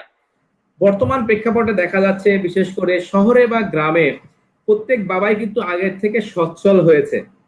তো আমি দেখছি যে গ্রামের বাবা এক ছেলে মেয়েকে মানুষ করার ক্ষেত্রে পড়াশোনাটাকে এত বেশি প্রায়োরিটি দিচ্ছেন। ছেলে যদি একটু স্কুলে ভালো করে, ওই ছেলেকে দিয়ে আর কোনো কিছু তিনি করাইতে চান না। উনি হয়তো ছোট একটা ব্যবসা করেন, উনি জীবনেও সন্তানকে তার দোকানে নিয়ে যেতে চান না। উনি মনে করেন যে আমি যদি আমার সন্তানকে দোকানে নিয়ে যাই বা আমার অফিসে নিয়ে যাই, তাহলে আমার ছেলের পড়াশোনাটা ক্ষতি হবে। অনেক সময় অনেকে লজ্জা করেন যে আমি কি ধরনের ব্যবসা করি বা আমি কি ধরনের চাকরি করি, এটা যদি আমার ছেলে বা আমার সন্তান দেখে, তাহলে মনে হয় আমার মান সম্মান থাকবে না, ছেলে আমাকে ছোট মনে করবে। তো এই জায়গায় বাবারা কি আসলে ভুল করছেন? সন্তানকে এই জিনিসগুলো কমিউনিকেশন না করে সন্তানের ভিতরে একটা ভুল বাবার সম্পর্কে ধারণা তৈরি হচ্ছে, এক্সপেকটেশন তৈরি হচ্ছে। যখন সন্তান মনে করছে যে আমার বাবা অনেক টাকা ইনকাম করে, আমাকে কেন একটা স্মার্টফোন কিনে দিচ্ছে না, কেন একটা ভালো সাইকেল, মোটরসাইকেল কিনে দিচ্ছে না, কেন আমাকে ভালো হোটেলে নিয়ে যাচ্ছে না, আমাকে বিদেশ বেড়াইতে নিয়ে যাচ্ছে না, অমুকে নিয়ে যাচ্ছে, বন্ধুরা যাচ্ছে, এই জায়গায় কি বাবার সাথে সন্তানের ভুল বোঝাবুঝি হচ্ছে? বাবাদের আসলে কি করণীয় এখানে?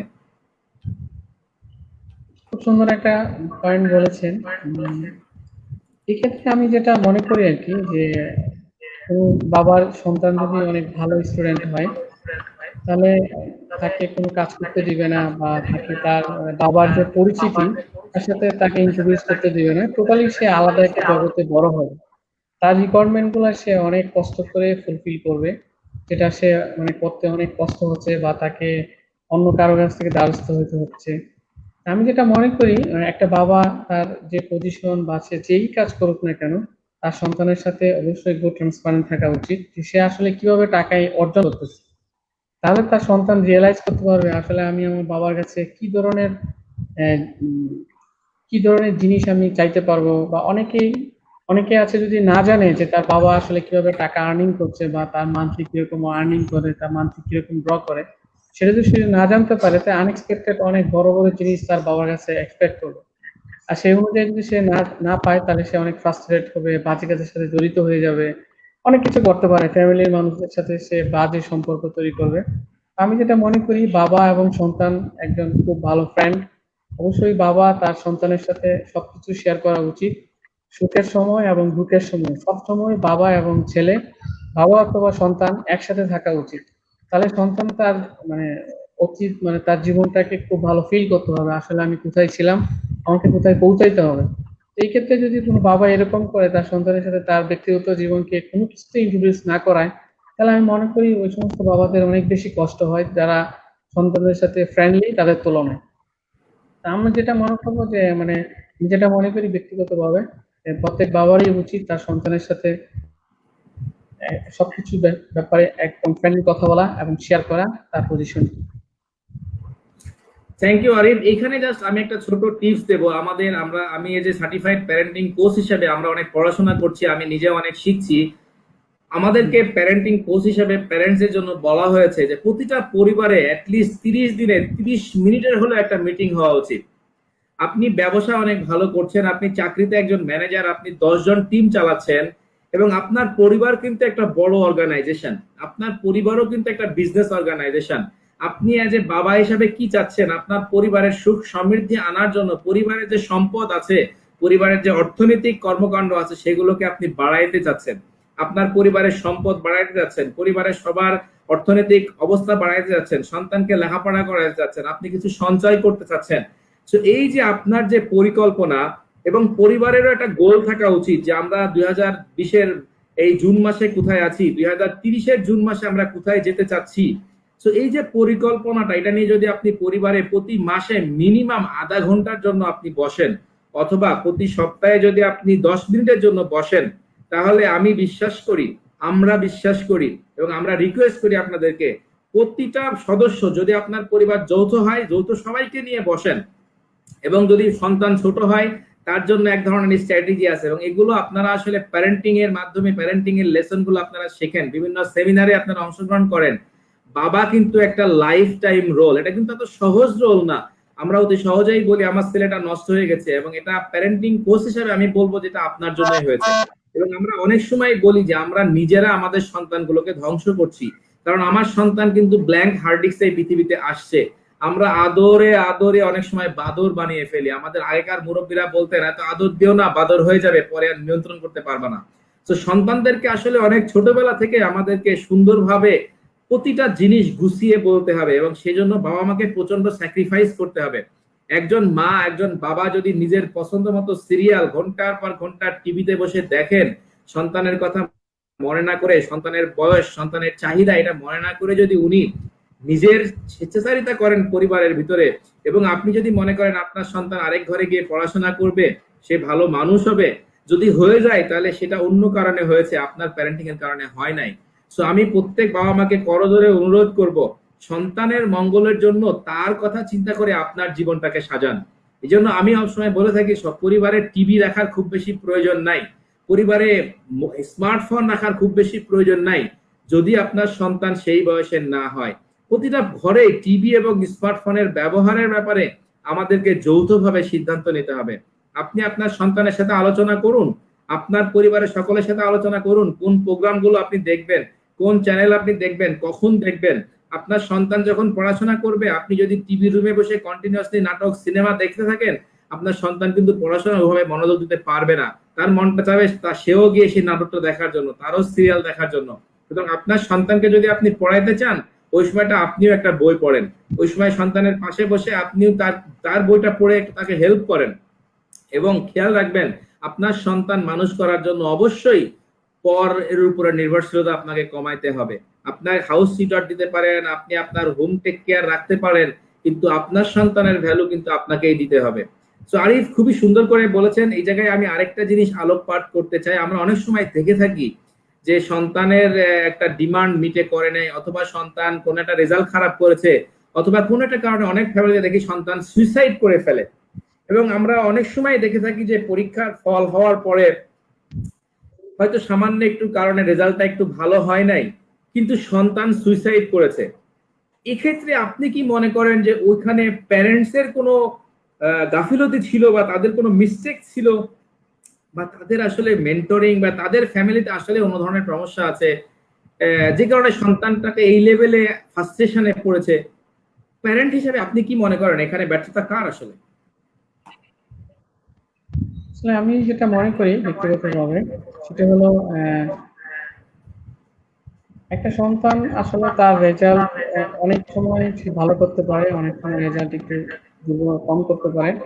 তো বাবা মা আসলে বুঝতে পারবে যে তার সন্তান কিরকম পড়াশোনা করছে, পড়াশোনার অনুযায়ী তার এক্সপেকটেশন রাখতে হবে। এবং অনেক স্টুডেন্ট আছে খুব ভালো, অল্পতেই অনেক ভালো করে, অনেকে অনেক একটু কম ভালো করে। কিন্তু এখানে আসলে তাকে রেসপেক্ট করতে হবে সে আসলে কি পরিশ্রম করছে কিনা। যদি সে সত্যি পরিশ্রম করে থাকে, তারপরেও যদি রেজাল্ট খারাপ হয়, তাহলে তাকে অবশ্যই রেসপেক্ট করা উচিত। সে যে রেজাল্টটা করেছে সেটাই আসলে তার কাম্য ছিল। সেখানে মানে তাকে ওইরকম ভাবে প্রেশার কিক না করে, বরঞ্চ তাকে বলা উচিত যে তুমি এবার এরকম করেছো, এটা অনেক ভালো রেজাল্ট, নেক্সট টাইম তুমি আরো অনেক ভালো করবে। যদি তাকে আরো বেশি উৎসাহ দেয়, বকা না দিয়ে যদি তাকে উৎসাহ দেয়, বা তাকে যদি একটু বোঝায় যে কিভাবে তুমি আসলে ভালো করতে পারবে, আমার মনে হয় যে এরকম বিভিন্ন যে এক্সপেক্টেড ঘটনা ঘটছে যে এগুলো অনেক কমে যাবে। এখন এখন আমি যেটা দেখছি আর কি, বেশিরভাগ বাবা মারাই খুব বেশি এক্সাইটেড যে গোল্ডেন 5 পাইতে হবে, জিপিএ 5 পাইতে হবে, গোল্ডেন পাইতে হবে। তো এইগুলো আসলে সবার চিন্তা থাকা উচিত ছেলে মেয়েদেরকে ভালো মানুষ, সুশিক্ষা মানে যেটাকে বলে সুশিক্ষিত করা।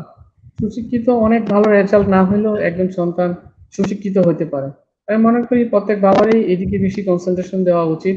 অনেক বেশি ভালো রেজাল্টের চাইতে তার সন্তান সুসন্তান হচ্ছে কিনা, সুশিক্ষিত হচ্ছে কিনা। সুশিক্ষিত হলে সে রেজাল্ট একটু কম করলে অনেক শান্তিতে থাকতে পারবে। তো আমি মনে করি এদিকে কনসেন্ট্রেশন দেওয়া উচিত। Thank you Arif. আরেকটা জিনিস আমি আপনার কাছ থেকে একটু আলোকপাত করতে চাই, এবং আমাদের যারা যুক্ত আছেন, সিজার ভাই, thank you very much Sizar ভাই, আপনি যুক্ত হওয়ার জন্য। আমরা একদিন আপনাকে পাবো ইনশাল্লাহ, এবং আপনি শিওর আমাদেরকে একদিন সময় দিবেন।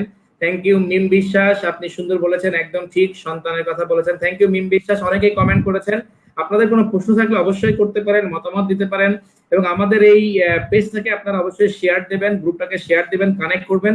আমরা চাই প্রতিটা পরিবার হোক স্বর্গীয়, প্রতিটা সম্পর্ক হোক স্বর্গীয়, প্রতিটা ঘরে সন্তান এবং পিতামাতার বোঝাপড়াগুলো এত মধুর হয়, সন্তান যেন পিতার কথা শুনতে অনেক গর্ববোধ করে, সন্তান যেন পিতার জন্য কিছু করতে অনেক গর্ববোধ করে, সন্তান যেন পিতার জন্য ছাড় দিতে অনেক গর্ববোধ করে, তৈরি করেন, এবং পিতা যেন সন্তানের ব্যাপারে বাইরে প্রশংসা নিয়ে বুক ভরে বলতে পারেন আমার সন্তান একটা হীরার টুকরো। পিতা যেন বাইরে গিয়ে কোনো মনোকষ্ট নিয়ে বলেন আমার ঘরে কি সন্তান হলো, আমি কি পাপ করেছিলাম। আমরা এই ধরনের কোনো কথা কোনো বাবার মুখ থেকে শুনতে চাই না। তো ধন্যবাদ সবাইকে যারা যুক্ত আছেন এবং যারা পরে দেখবেন, সবাইকে অনেক অনেক ধন্যবাদ। আপনাদের কোনো প্রশ্ন থাকলে অবশ্যই করতে পারেন।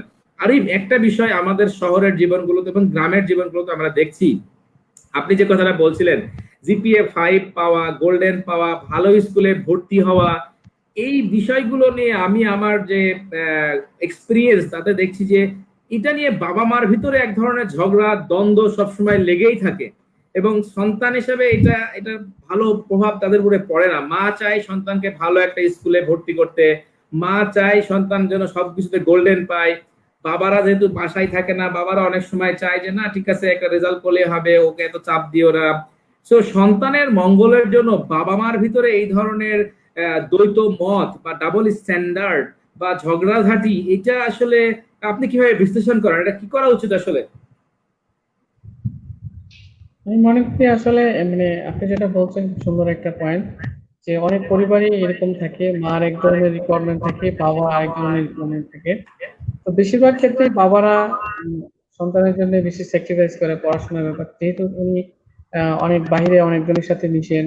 মানে অনেকে দেখা গেছে রেজাল্ট অনেক বেশি একটা ভালো না, কিন্তু সে অনেক ভালো মানুষ, প্রশিক্ষিত যেটাকে বলে। তো সে এই রেফারেন্স গুলো দেখে তার সন্তান যদি ভালো থাকে তাহলে তার অনেক স্যাটিসফ্যাকশন থাকে। বিশেষ করে মাদের ক্ষেত্রে হয় ওনাদের রেজাল্ট খুব ভালো লাগবেই, গোল্ডেন পাইতেই হবে, ভালো স্কুলে পড়তে হবে, ওনাদের একটা কম্পিটিশনের মাইন্ড থাকে আর কি, যে সবার সাথে কম্পিটিশন করে তাকে সবসময় ফার্স্ট হইতে হবে। আমি মনে করি আসলে বাবা এবং মা দুজনকেই আলোচনা করা উচিত।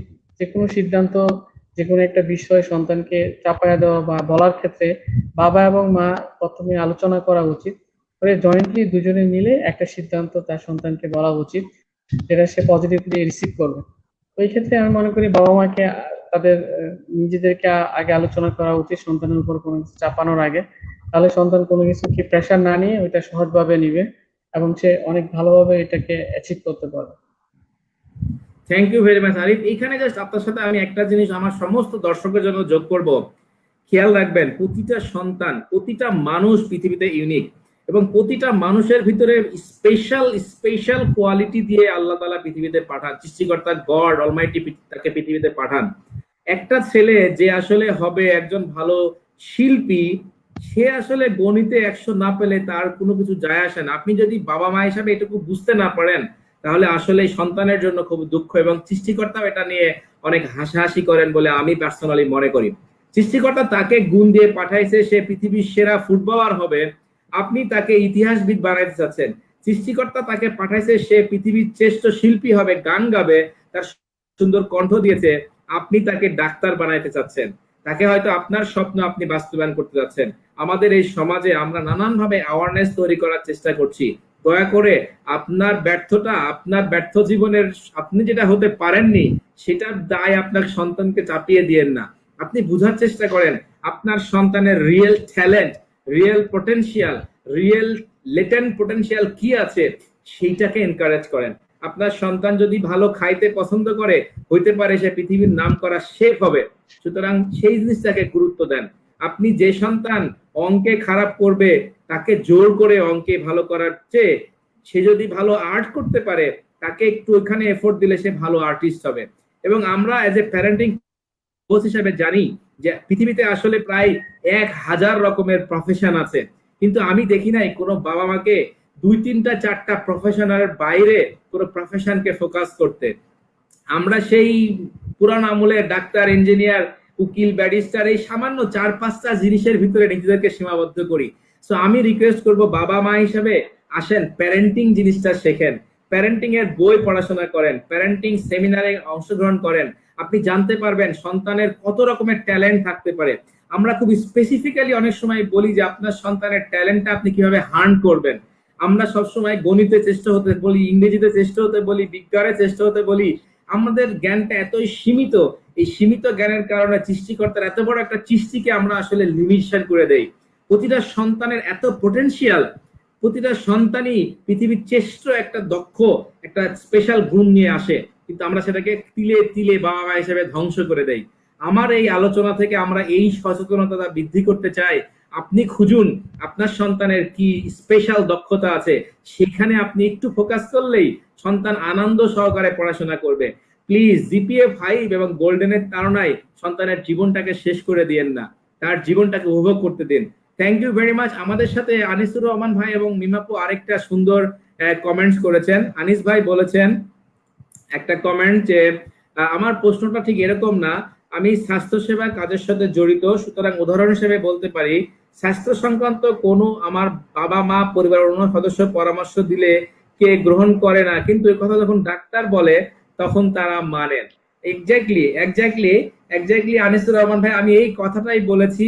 তারা এটা মানবে না, এই জন্য আপনাকে কারো হেল্প নিতে হবে, কারণ আপনি আসলে ডাক্তারের পরামর্শ যখন আপনি দিবেন তখন আসলে এটা অনেকটা অনেক সময় ফ্যামিলি মানতে চাইবে না, বাট সে কারণে আমি বলছি যে আপনি এই ধরনের পরামর্শ না দিয়ে ডাক্তারের পরামর্শটাই দিবেন, কারণ ডাক্তারের হেল্প নিবেন বা আপনি যারা এই ধরনের পরামর্শ তাদের হেল্প নিবেন।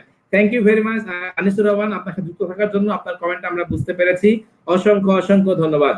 মিম আপু আমাদেরকে বলেছেন মায়েরা বেশিরভাগ স্কুলে যায়, আরো 5টা বাচ্চার মায়েদের সাথে মিশে তারা একটা কম্পিটিশন শুরু করে দেয়।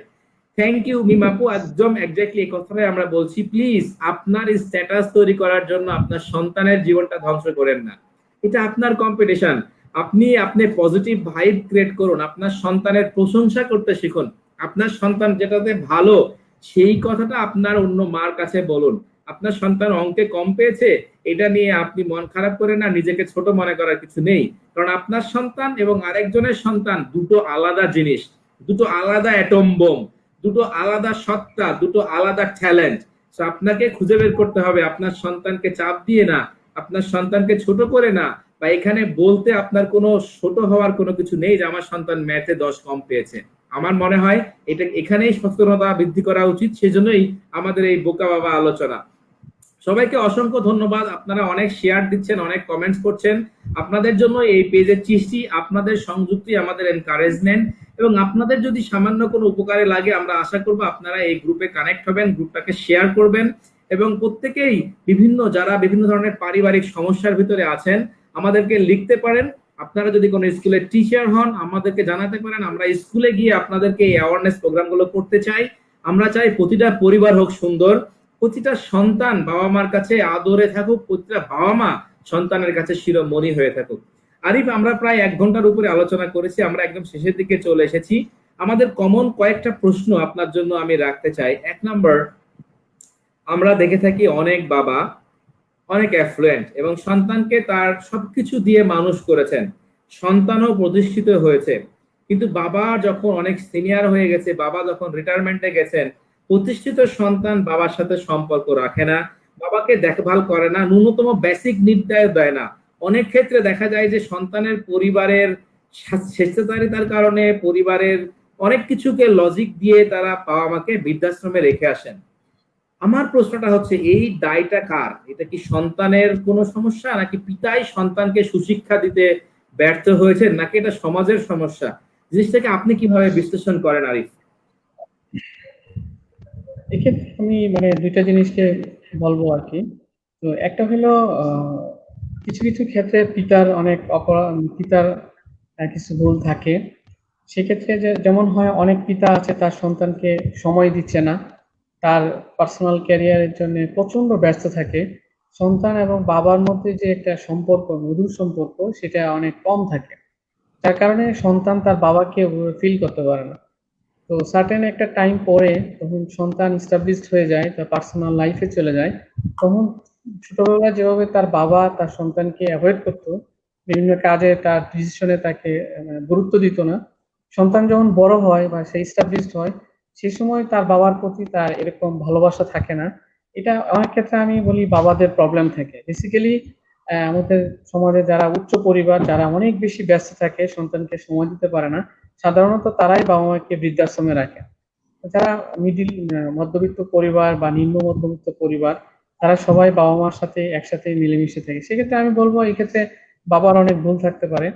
তো কিছু ভুল থাকতে পারে। আর সন্তানের যেটা উচিত, আসলে অনেক সময় বাবা মা অনেক কিছু বুঝতে পারে না, কিন্তু সন্তান যদি সুশিক্ষিত হয়, বাবা যদি তার সন্তানকে সুশিক্ষিত করতে পারে, বিভিন্ন পরিবেশের সাথে ইন্ট্রোডিউস করাইতে পারে, সন্তানকে সবকিছু শিখাইতে পারে, বাবা যদি তার তার বাবাকে অর্থাৎ সন্তানের দাদাকে, দাদুকে যদি টেক কেয়ার করে, তখন সন্তান ছোটকাল থেকেই বুঝতে পারবে যে না, আমার দাদাকে তো উনি এইভাবে টেক কেয়ার করছে। অটোমেটিকলি তার মধ্যে এই জিনিসটা চলে আসে, মানে ফ্যামিলি টু ফ্যামিলি এই জিনিসটা চলে আসে আর কি। তো আমি যেটা মনে করি যে এই ক্ষেত্রে বাবাদেরই বেশি ভূমিকা সন্তানদেরকে শিক্ষা দেওয়ার ক্ষেত্রে। তো এখানে একটা প্যারেন্টিং যেটা আমরা বলি আর কি, এটা খুবই গুরুত্বপূর্ণ এই ক্ষেত্রে। তো অনেক ক্ষেত্রে সন্তানরা বাবা শিক্ষা দিলেও বুঝতে পারে না। সেক্ষেত্রে আমার মনে হয় যে যে সমস্ত সন্তান বাবা মাকে বৃদ্ধাশ্রমে রেখে আসে নিজের সুখ শান্তির জন্য, তাদের আসলে এই জিনিসটা সে ভুলে যায় অল্প সময়ের জন্য, যেহেতু সে তরুণ, অনেক তার সামর্থ্য থাকে, শক্তি থাকে, কিন্তু তারও একসময় ওই সময় পৌঁছাইতে হবে, ওই সময় যেতে হবে, সেটা সে ভুলে যায়। মানে তার হয়তো বা অনেক বেশি টাকা পয়সা থাকে বা অনেক ব্যস্ততার কারণে সে ভুলে যায়। আসলে এটা কারোরই ভোলা উচিত না। প্রত্যেকেরই পরিবার বাবা মার জন্য আলাদা একটা নির্দিষ্ট সময় রাখা উচিত, যে সময়টা তার পরিবারকে দিবে। যদি সে সময়টা সঠিকভাবে দিতে পারে, ম্যানেজ করতে পারে, তাহলে এই প্রবলেম গুলো হওয়ার সম্ভাবনা খুবই কম। Thank you very much. এই কারণে আমাদের অনেক বাবা বলে গেছেন, অনেকগুলো আইডিয়া আরিফ আপনার সাথে আমি শেয়ার করতে চাই, এটা আপনার জন্য আমাদের সবার জন্য কাজে লাগবে। অনেক বাবা বলেছেন যে আপনি যখন বাবা থাকবেন, আপনার যদি বাবা বা আপনার যদি সিনিয়র মুরব্বীরা থাকেন, আপনার সন্তানকে ডিরেক্টলি সন্তানের সাথে তাদেরকে কানেক্ট করে দিবেন, এবং এটা দিবেনই, ডেইলি লাইফেও আপনি দিবেন। আপনার যদি ঢাকায় যদি তারা না আসতে পারে, আপনার যদি তারা গ্রামে থাকে, প্রতিদিন তাদের সাথে কথা বলাবেন, তাদেরকে কানেক্ট করাবেন, তাদের অসুখ বিসুখের খবর নেবেন। তারা যখন কথা বলবে, আপনাকে কিন্তু তারা সাজেশন করবে যে বাবা দাদা এটা লাগবে, দাদাকে এটা কিনে দাও। দাদাকে বলতে বলবেন যে আপনার যা লাগবে আপনার নাতিকে বলবেন, যে আপনার কি লাগবে আপনার নাতিকে বলবেন। তাহলে নাতি বুঝতে পারবে যে দাদার ওষুধ লাগবে, দাদার এটা লাগবে, দাদার ওটা লাগবে। নাতি এসে বাবাকে বলবে বাবা দাদার সাথে কথা হলো, দাদা আমাকে বলেছে দাদার ওষুধ কেনার টাকা নাই, দাদা এই টাকা পাঠাও। তো এই যে তার ব্রেনে ঢুকতেছে সাবকনসিয়াস মাইন্ডে যে সিনিয়র সিটিজেন হলে তাকে সেবা করতে হয়, প্রসেসে আছে, এটা একটা সিস্টেম, এটাই পারিবারিক মূল্যবোধ, এটাই পারিবারিক সিস্টেম। তো আমি প্রত্যেক বাবাকে বলবো আপনার সন্তানকে আপনার সিনিয়র সিটিজেনের সাথে অবশ্যই কানেক্ট করবে, এটা ম্যান্ডেটরি। আপনি এই ভুল করবেন না। আপনি যদি আপনার মুরব্বী তাদের সাথে আপনার সন্তানকে কানেক্ট করতে পারেন, বেশিরভাগ ক্ষেত্রেই আপনার সন্তান আপনার ভ্যালুটা বুঝবে, আপনার সন্তান আপনার মূল্যবোধে তৈরি হবেন। আরেকটা প্রশ্ন আমি সবসময় করি, বর্তমান প্রেক্ষাপটে যে ধরেন আপনার জীবনে আপনার বাবার একটা বড় ভূমিকা আছে, আমরা দোয়া করি আপনার বাবা জান্নাতে উচ্চস্তরে আছেন এবং থাকবেন। আপনার বাবাকে হয়তো আপনি অনেক কিছু মিস করেন, আপনার বাবার ডেফিনেটলি আপনার বাবার অনেক কিছু মিস করেন, এরকম কোনো কিছু আপনি মিস করেন, কোন স্মৃতি, সেটা যদি বলেন। এবং আপনার বাবার জন্য যদিও উনি এখন ডেফিনেটলি শুনছেন, আমরা বিলিভ করি যে ওনার আত্মা আমাদের চারপাশে আছেন এবং উনি মঙ্গল করছেন, ওনার জন্য যদি আপনি কিছু বলেন বা ওনার স্মৃতিচারণ নিয়ে যদি আপনি কিছু বলেন বা ওনার পক্ষে কিছু বলেন, অথবা আপনার এই জীবনে যদি আপনাকে অনেক অবদান যার আছে, আপনার বাবা ছাড়া আপনার পরিবারের অন্য অনেক সদস্যরা তো আপনার জন্য অবদান থাকতে পারে, যাদের কাছে আপনি কৃতজ্ঞ সব সময়। অনেক সময় যেহেতু একটা লাইভে আছেন, অনেক সময় তাদেরকে বলা হয় না I love you bye, thank you bye, আমি আপনার কাছে কৃতজ্ঞ, আপনার এটা আমার কাছে আমার জীবনের জন্য পাথেয় হয়েছে। এরকম গ্র্যাটিটিউড যদি আপনি কারো প্রতি প্রকাশ করতে চান, সেটা যদি একটু প্রকাশ করেন বা বলেন। থ্যাংক ইউ, আপনাকে অনেক ধন্যবাদ। এক্ষেত্রে আমি আমার বাবার কথা প্রথম বলবো। মানে আমার বাবার কিছু স্মৃতি আমার খুব মনে পড়ে। সেটা হলো আমি প্রতিদিন যখন বাসা থেকে বের হতাম তখন আমার বাবা আমাকে একটা দোয়া শিখিয়ে দিত যে বাসা থেকে বের হলে এই দোয়াটা পড়ে বের হবে। রেগুলার এই রুটিনটা ওনার ছিল, যদি উনি বুঝতে পারতো যে আমি বের হচ্ছি। তো আমি ছোটকাল থেকে এটা ওনারটা দেখছি, আমি এটা মুখস্থ জানি, সবকিছু জানি, কিন্তু বারবার উনি যখন আমি বাসার থেকে বের হইতাম আমার নিরাপত্তার জন্য সে বলতো যে এই দোয়াটা পরে তুমি সবসময় বের হইতে হবে। এটা আমার খুব মনে পড়ে। এবং বাসা আমি যখন বাইরে দোয়াটা থেকে যদি কাজ, একটু বলেন আমাদের সবার কাজে লাগবে, কি দোয়া আপনার আব্বা শিখিয়েছিলেন? তো বিসমিল্লাহি তাওয়াক্কালতু আলাল্লাহ লা হাওলা ওয়ালা কুওয়াতা ইল্লা বিল্লাহিল আলিয়্যিল আযীম। থ্যাংক ইউ তো ভেরি মাচ। এটা আমাদের কমেন্টসে আপনি দয়া করে এই দোয়াটা লিখে দিবেন, কারণ যারা আমাদের সঙ্গে যুক্ত আছেন প্রত্যেকেরই উচিত এই ধরনের দোয়া পড়ে বের হওয়া। আমিও শিখতে পারবো, সবাই শিখতে পারবে। আপনি পরে কমেন্টসে একটু দয়া করে লিখে দিবেন। Thank you very much. হ্যাঁ জি বলেন। অবশ্যই। তো সেকেন্ড যেটা হলো, মানে আমি যখন কাজ শেষ করে বা বাইরের থেকে যখন বাসায় আসতাম তখন তার সাথে আমি এসে প্রথম দেখা করতাম। দেখা করলে তার যে একটা হাসি মুখ ছিল, এটা আমার আসলে কষ্টকে অনেক অনেক কষ্ট করেও যদি আসতাম আমার মন খারাপ থাকতো, তার এই হাসি মুখ দেখলে আমার সব কষ্ট দূর হয়ে যেত। আমি এটা খুব মিস করি। যখন এই বাসায় আসি প্রায়ই আমার এটা মনে পড়ে এবং খুব ইমোশনাল হয়ে যাই। তো আমার মনে হয় যে আমার বাবার এই হাসি মুখ মানে বারবার আমার চোখে ভাসে এবং আমি তার জন্য তখনই দোয়া করি অনেক। এটা আমার মনের মধ্যে সবসময় আসে, প্রতিদিন কয়েকবার আসে। আমি মনে করি যে এটা অনেক সুন্দর একটা জিনিস। আরেকটা বিষয় হলো আমি আসলে আমার বড় বোনকে অনেক রেসপেক্ট করি। তো আমার বড় বোন আসলে আমার লাইফে পড়াশোনা করা বা আমি ঢাকা পলিটেকনিকে ভর্তি হয়েছি, আমি ইঞ্জিনিয়ারিং পড়া দরকার, কেমিক্যাল ইঞ্জিনিয়ারিং এ পড়া দরকার। আমার বড় বোন প্লাস আমার দুলাভাই আব্দুল জব্বার, তো উনি অনেক অবদান রাখছেন। আসলে ওনার অবদান গুলা বলে শেষ করার মতো না। তা আমি ওনাদের ব্যাপারে কোনো কিছু বলতে চাইলে ইমোশনাল হয়ে যায়। আমার বড় ভাই এবং দুলাভাইকে অনেক আমি ধন্যবাদ দিতে চাই। আসলে ধন্যবাদ দিয়ে ছোট করতে চাই না, কিন্তু তাদের জন্য আমার অনেক ভালোবাসা এবং সারা জীবন তাদেরকে অনেক রেসপেক্ট করতে চাই। এবং আমি আমার কাছে তাদের জন্য অনেক অনেক ভালোবাসা। তারা অনেক ভালো মানুষ। আশা করি তারা জীবনে অনেক ভালো করবেন, অনেক ভালো থাকবেন, সুস্থ থাকবেন এবং দীর্ঘায়ু হবে ইনশাল্লাহ। এটাই দোয়া করি আর কি। Thank you Arif. আমার অনেক আরেকটা একদম শেষ প্রশ্ন আপনার জন্য, সেটা হলো আপনি বাবা হয়েছেন, আপনার সন্তান আছে এবং আপনি একজন বয়স হবে, আপনি একদিন এই পৃথিবী থেকে চলে যাবেন। তো আপনার সন্তানের কাছে আপনার কি ধরনের মেসেজ বা কি চাওয়া, বা আপনি কি ধরনের জীবন চান, আপনার সন্তানের কি ধরনের জীবন চান, আপনি যদি একটু বলে যান। আপনার সন্তানও এই ভিডিওটা কোনো না কোনো সময় দেখবে, বা আপনার পরিবারের আপনার চারপাশের লোকজনও দেখবে। তো আপনি আপনার সন্তানের কাছে কি আশা করেন, বা আপনি আসলে কেমন জীবন চান আপনার সন্তানের, এটা যদি একটু বলেন। জি, ধন্যবাদ আপনাকে। এক্ষেত্রে আমি আমার নিজের একটা বিষয় বলতে চাই। মানে আমি আসলে আমার এলাকার বা আমার প্রতিবেশী যারা আছে তাদের কিছু ব্যক্তিগত দায়িত্ব পালন করছি আমি। অনেক ক্ষেত্রেই দেখা গেছে আমার খুব কাছের একজন আত্মীয় পড়াশোনা করতে পারতেছে না, তাকে আমি হেল্প করার চেষ্টা করি আমার সামর্থ্য অনুযায়ী। তা আমিও চাই আমার সন্তান যখন অনেক ভালো করবে বা ভালো থাকবে, তার প্রতিবেশী, তার আত্মীয় স্বজন যারা খুব দুর্বল তাদেরকে অনেক হেল্প করবে এবং প্রতিবেশীদের প্রতি খুব মানে ভালো ব্যবহার করবে। তার পাশে যদি কেউ থাকে এরকম যে ক্ষুধার্ত আছে বা অভাবগ্রস্ত আছে, তার সামর্থ্য অনুযায়ী তাকে হেল্প করবে। আত্মীয় স্বজনের মধ্যে এরকম যদি কেউ থাকে তার সে খুব কষ্টে আছে, পড়াশোনা করতে পারতেছে না বা ছেলেদেরকে পড়াশোনা করাতে পারতেছে না, বা এরকম থাকে যে অনেক অসুস্থ, তাকে ট্রিটমেন্ট করতে পারতেছে না, যদি সামর্থ্য থাকে তাদেরকে অবশ্যই হেল্প করবে।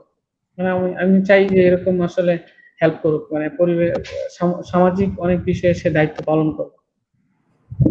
থ্যাংক ইউ আরিফ, আপনি অনেক কষ্ট করে অনেক সময় আমাদেরকে দিয়েছেন। আপনাকে অসংখ্য ধন্যবাদ আমাদের সঙ্গে যুক্ত হওয়ার জন্য, আপনার স্মৃতি এবং আপনার সুন্দর গল্পগুলো শেয়ার করার জন্য। আমরা আশা করি আপনার জীবন অনেক সুন্দর হবে, আপনার পারিবারিক মূল্যবোধ আপনার সন্তানরা শিখবে, আপনি একজন সফল বাবা হবেন, আপনার জীবনটাকে আপনি সুন্দরভাবে এনজয় করতে পারবেন এবং সঠিক জ্ঞান আপনার সন্তানকে দিয়ে একজন সুনাগরিক, সশিক্ষিত, ভালো মানুষ হিসেবে তৈরি করতে পারবেন। একদম শেষ মেসেজ হিসেবে, এই যে বাবা হিসেবে বা মাই ফাদার মাই হিরো শিরোনামে এই আলোচনা যারা দর্শক শ্রোতা এখন আছেন, পরে যারা আসবেন, তাদের উদ্দেশ্যে যদি আপনি কিছু বলে আপনি বিদায় নিতে পারেন। ধন্যবাদ আপনাকে। আসলে তাদের ব্যাপারে এত কিছু বলার নেই। আমার একটা বিষয় শুধু বলতে চাই যে আসলে যদি কারো খুব ভালো জানা থাকে বা তার জীবনে এরকম কোনো গল্প থাকে যেটা বললে আমরা যারা আছি, যারা বাবা হয়েছি বা ফিউচারে যারা বাবা হবে, তাদের অনেক কাজে অনেক উপকারে আসবে। বিশেষ করে সন্তানকে কিভাবে সে মেনটেন করবে, সন্তানের সাথে তার কিরকম আচরণ হবে, যদি এরকম কোনো কাহিনী থাকে বা স্মৃতি থাকে, বা তার বাবার সাথে খুব ভালো একটা স্মৃতি, যেটা আমাদের জন্য অনেক হেল্পফুল হবে। তো আমি চাই যে এরকম স্মৃতিগুলা সবাই এই প্ল্যাটফর্মে শেয়ার করবে এবং ভালো একজন বাবা হবে, সেটাই আমার request. Thank you very much, thank you Ahmed Arif. আপনি অনেক সুন্দর করে অনেক কথা বলেছেন, আপনার স্মৃতির অনেক কথাগুলো বলেছেন, যেগুলো আমাদের কাজে লাগবে, আমাদের সবার জন্য কাজে লাগবে। আপনি আপনার যে দোয়াটা পড়ে বাসা থেকে বের হন, সেটা অবশ্যই আপনি লিখে দিবেন, যেন আমরা সবাই পড়ে নিরাপদ থাকতে পারি। এবং এই প্যান্ডেমিক সিচুয়েশনে আপনি খুব সুন্দর করে আপনার পরিস্থিতিগুলো বলেছেন। আমরা আপনাকে অনেক ধন্যবাদ, এবং বোকা বাবা গ্রুপের সদস্য এবং অ্যাডমিনের পক্ষ থেকে আপনার কাছে কৃতজ্ঞ। প্রিয় দর্শক শ্রোতা বন্ধুরা, যারা আমাদের সাথে এতক্ষণ যুক্ত ছিলেন, সবার প্রতি আমরা কৃতজ্ঞ, ধন্যবাদ। আমাদের এই প্ল্যাটফর্মের আয়োজনে আপনারা সংযুক্ত আছেন, আপনারাই আমাদের অনুপ্রেরণা। আমাদের এই গ্রুপের যে মেম্বার অতি উত্তর বৃদ্ধি পাচ্ছে। আমাদের একটা প্রায় 1000 জন সদস্য এই গ্রুপে যুক্ত হয়েছেন। আমরা আপনাদের কাছে কৃতজ্ঞ। আমাদের মেসেজ একটাই, আপনি এখনই সতর্ক হন, আপনি নিজে ভালো মানুষ হন, আপনার সন্তানকে ভালো শিক্ষা দিন, আপনি আপনার সন্তানের জন্য রোল মডেল হন। আপনি যদি নিজে ভালো ভালো প্র্যাকটিস না করেন, আপনার সন্তান কিন্তু আপনার রিফ্লেকশন। আপনি আপনার সন্তানের আয়না, আপনার সন্তান আপনার আয়না। তো আপনি যা যা করবেন, আপনার কর্মকাণ্ডই আপনার সন্তানের ভিতরে রিফ্লেক্ট হবে। এবং এটা একদিনে হয় না। একটা সন্তান একটা বাবা মার সাথে 25-30 বছর পর্যন্ত খুবই ক্লোজ কন্টাক্টে থাকে। সুতরাং বাবা মার সমস্ত মূল্যবোধ গুলো তার সাবকনসিয়াস মাইন্ডে ঢুকে যায়। আপনি হয়তো ছোটবেলায় তার উপরে একটা নির্যাতন করেছেন, ছোটবেলায় হয়তো আপনি তাকে মিথ্যা কথা বলেছেন, ছোটবেলায় হয়তো আপনি একটা অন্যায় করেছেন যেটা তার ভালো লাগে নাই, কিন্তু তার সাবকনসিয়াস মাইন্ডে কিন্তু সেটা গেঁথে রয়ে গেছে। এটা কিন্তু প্রতিদান কিন্তু আপনার কাছে ফিরে আসবে। তো আমার যেটা রিকোয়েস্ট, প্রত্যেক বাবা মার কাছে সতর্ক হন। আপনি কি টিভি চ্যানেল দেখছেন, আপনি কি প্রোগ্রাম দেখছেন, আপনি সন্তানের কাছে কি ভালোটা আশা করছেন, আপনি পরিবারের অন্যদের সাথে কেমন বিহেভিয়ার করছেন, আপনি আপনার বাবা মার সাথে কেমন বিহেভিয়ার করছেন, প্রতিটা সন্তান কিন্তু এটা দেখে এবং তারা কিন্তু বুঝতে পারে। আপনি ভুল করেও এটা মনে করেন না আপনার সন্তান ছোট, আপনার সন্তানের 5 বছর বয়স, সে কিছু বোঝে না। অবশ্যই সে অনেক কিছু বোঝে। আমাদের রিকোয়েস্ট, আপনার সন্তানের সঙ্গে আপনি খোলামেলা সমস্ত কিছু আলোচনা করুন। আপনি কিভাবে ইনকাম করেন, কোন অফিসে চাকরি করেন, আপনার ব্যবসাটা কি, আপনি আপনার সন্তানকে নিয়ে যান, আপনার কাজের ভিতরে ইনভলভ করেন। আপনার সন্তান রিয়েলাইজেশনে আসবে আপনি কি করেন, আপনি কি কষ্ট তার জন্য করেন। আপনি যতই কষ্ট না করেন, আপনার সন্তান যদি এটা ফিল না করে, অনুভব না করে, রিয়েলাইজ না করে, তাহলে কিন্তু আপনি একটা কমিউনিকেশন গ্যাপে থেকে যাবেন। আপনার সন্তান আপনার কাছে এমন একটা আবদার করবে, যে আবদার আপনি মেটাতে না পেরে নিজেকে ব্যর্থ বাবা মনে করবেন। আপনাকে ব্যর্থ হওয়ার আগেই আপনার সন্তানকে আপনি বুঝিয়ে দিন আপনার আসলে কি সক্ষমতা আছে, আপনার প্ল্যান কি। আপনি 100 টাকা ইনকাম করলে কয় টাকা সঞ্চয় করতে চান, কয় টাকা দিয়ে আপনার বাসা ভাড়া দেওয়া লাগে, কয় টাকা আপনার খাবার খরচ হয়, কয় টাকা আপনার সন্তানের পড়াশোনার খরচ হয়, এটা আপনার সন্তানকে অবশ্যই জানতে হবে। তবেই আপনার সন্তান আপনার সঙ্গে কোঅপারেট করবে। আপনি যদি সবকিছু গোপন রাখেন, আপনি যদি সবকিছু প্রেস্টিজের মনে করেন, আপনার সন্তানের সাথে আপনার কোনো প্রেস্টিজ নাই।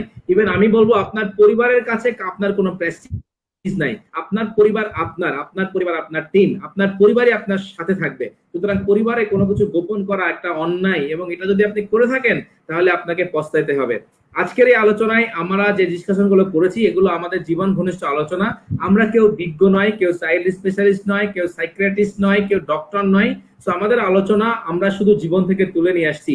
আমরা বিশ্বাস করি পৃথিবীর সমস্ত মানুষ আলাদা, সৃষ্টিকর্তা প্রত্যেক মানুষকে আলাদাভাবে তৈরি করেছেন, এবং বাবার সাথে সন্তানের ফিঙ্গারপ্রিন্ট মিলে না। তো সেই কারণে আপনার সন্তানকে ভালো করার দায়িত্ব আপনার। আমরা যে কথাগুলো বলেছি, আমরা আমাদের এই সাজেশন আপনার সন্তানের জন্য হুবহু বালন নাও হইতে পারে। আপনি আপনার সন্তানকে বুঝুন, তার ট্যালেন্ট, তার কমিউনিকেশন স্টাইল বুঝুন, আপনি তৈরি করুন আপনার পদ্ধতি, আপনার স্ট্র্যাটেজি, কিভাবে আপনার সন্তানকে ভালো মানুষ বলে মনে করবেন। আমাদের কোনো কথায় আপনার কষ্ট পেয়ে থাকে, খারাপ লাগলে, আপনার মতের অন্যরকম মনে হলে, আমরা আপনার মতকে ওপিনিয়ন করি। আশা করি আপনারা আমাদের ক্ষমা সুন্দর দৃষ্টিতে দেখবেন। আমাদের একটাই চাওয়া, আপনি একজন ভালো মানুষ হন, আপনার সন্তান ভালো মানুষ হোক, আপনি পরিবারে শান্তিতে থাকেন এবং পৃথিবীটা বদলে যাক। এই আশা এবং এই কামনা করে বোকা বাবা গ্রুপের আজকের আলোচনায় মাই ফাদার মাই হিরো শিরোনামে আমি জাকির আজকের মতো আপনাদের কাছ থেকে বিদায় নিচ্ছি।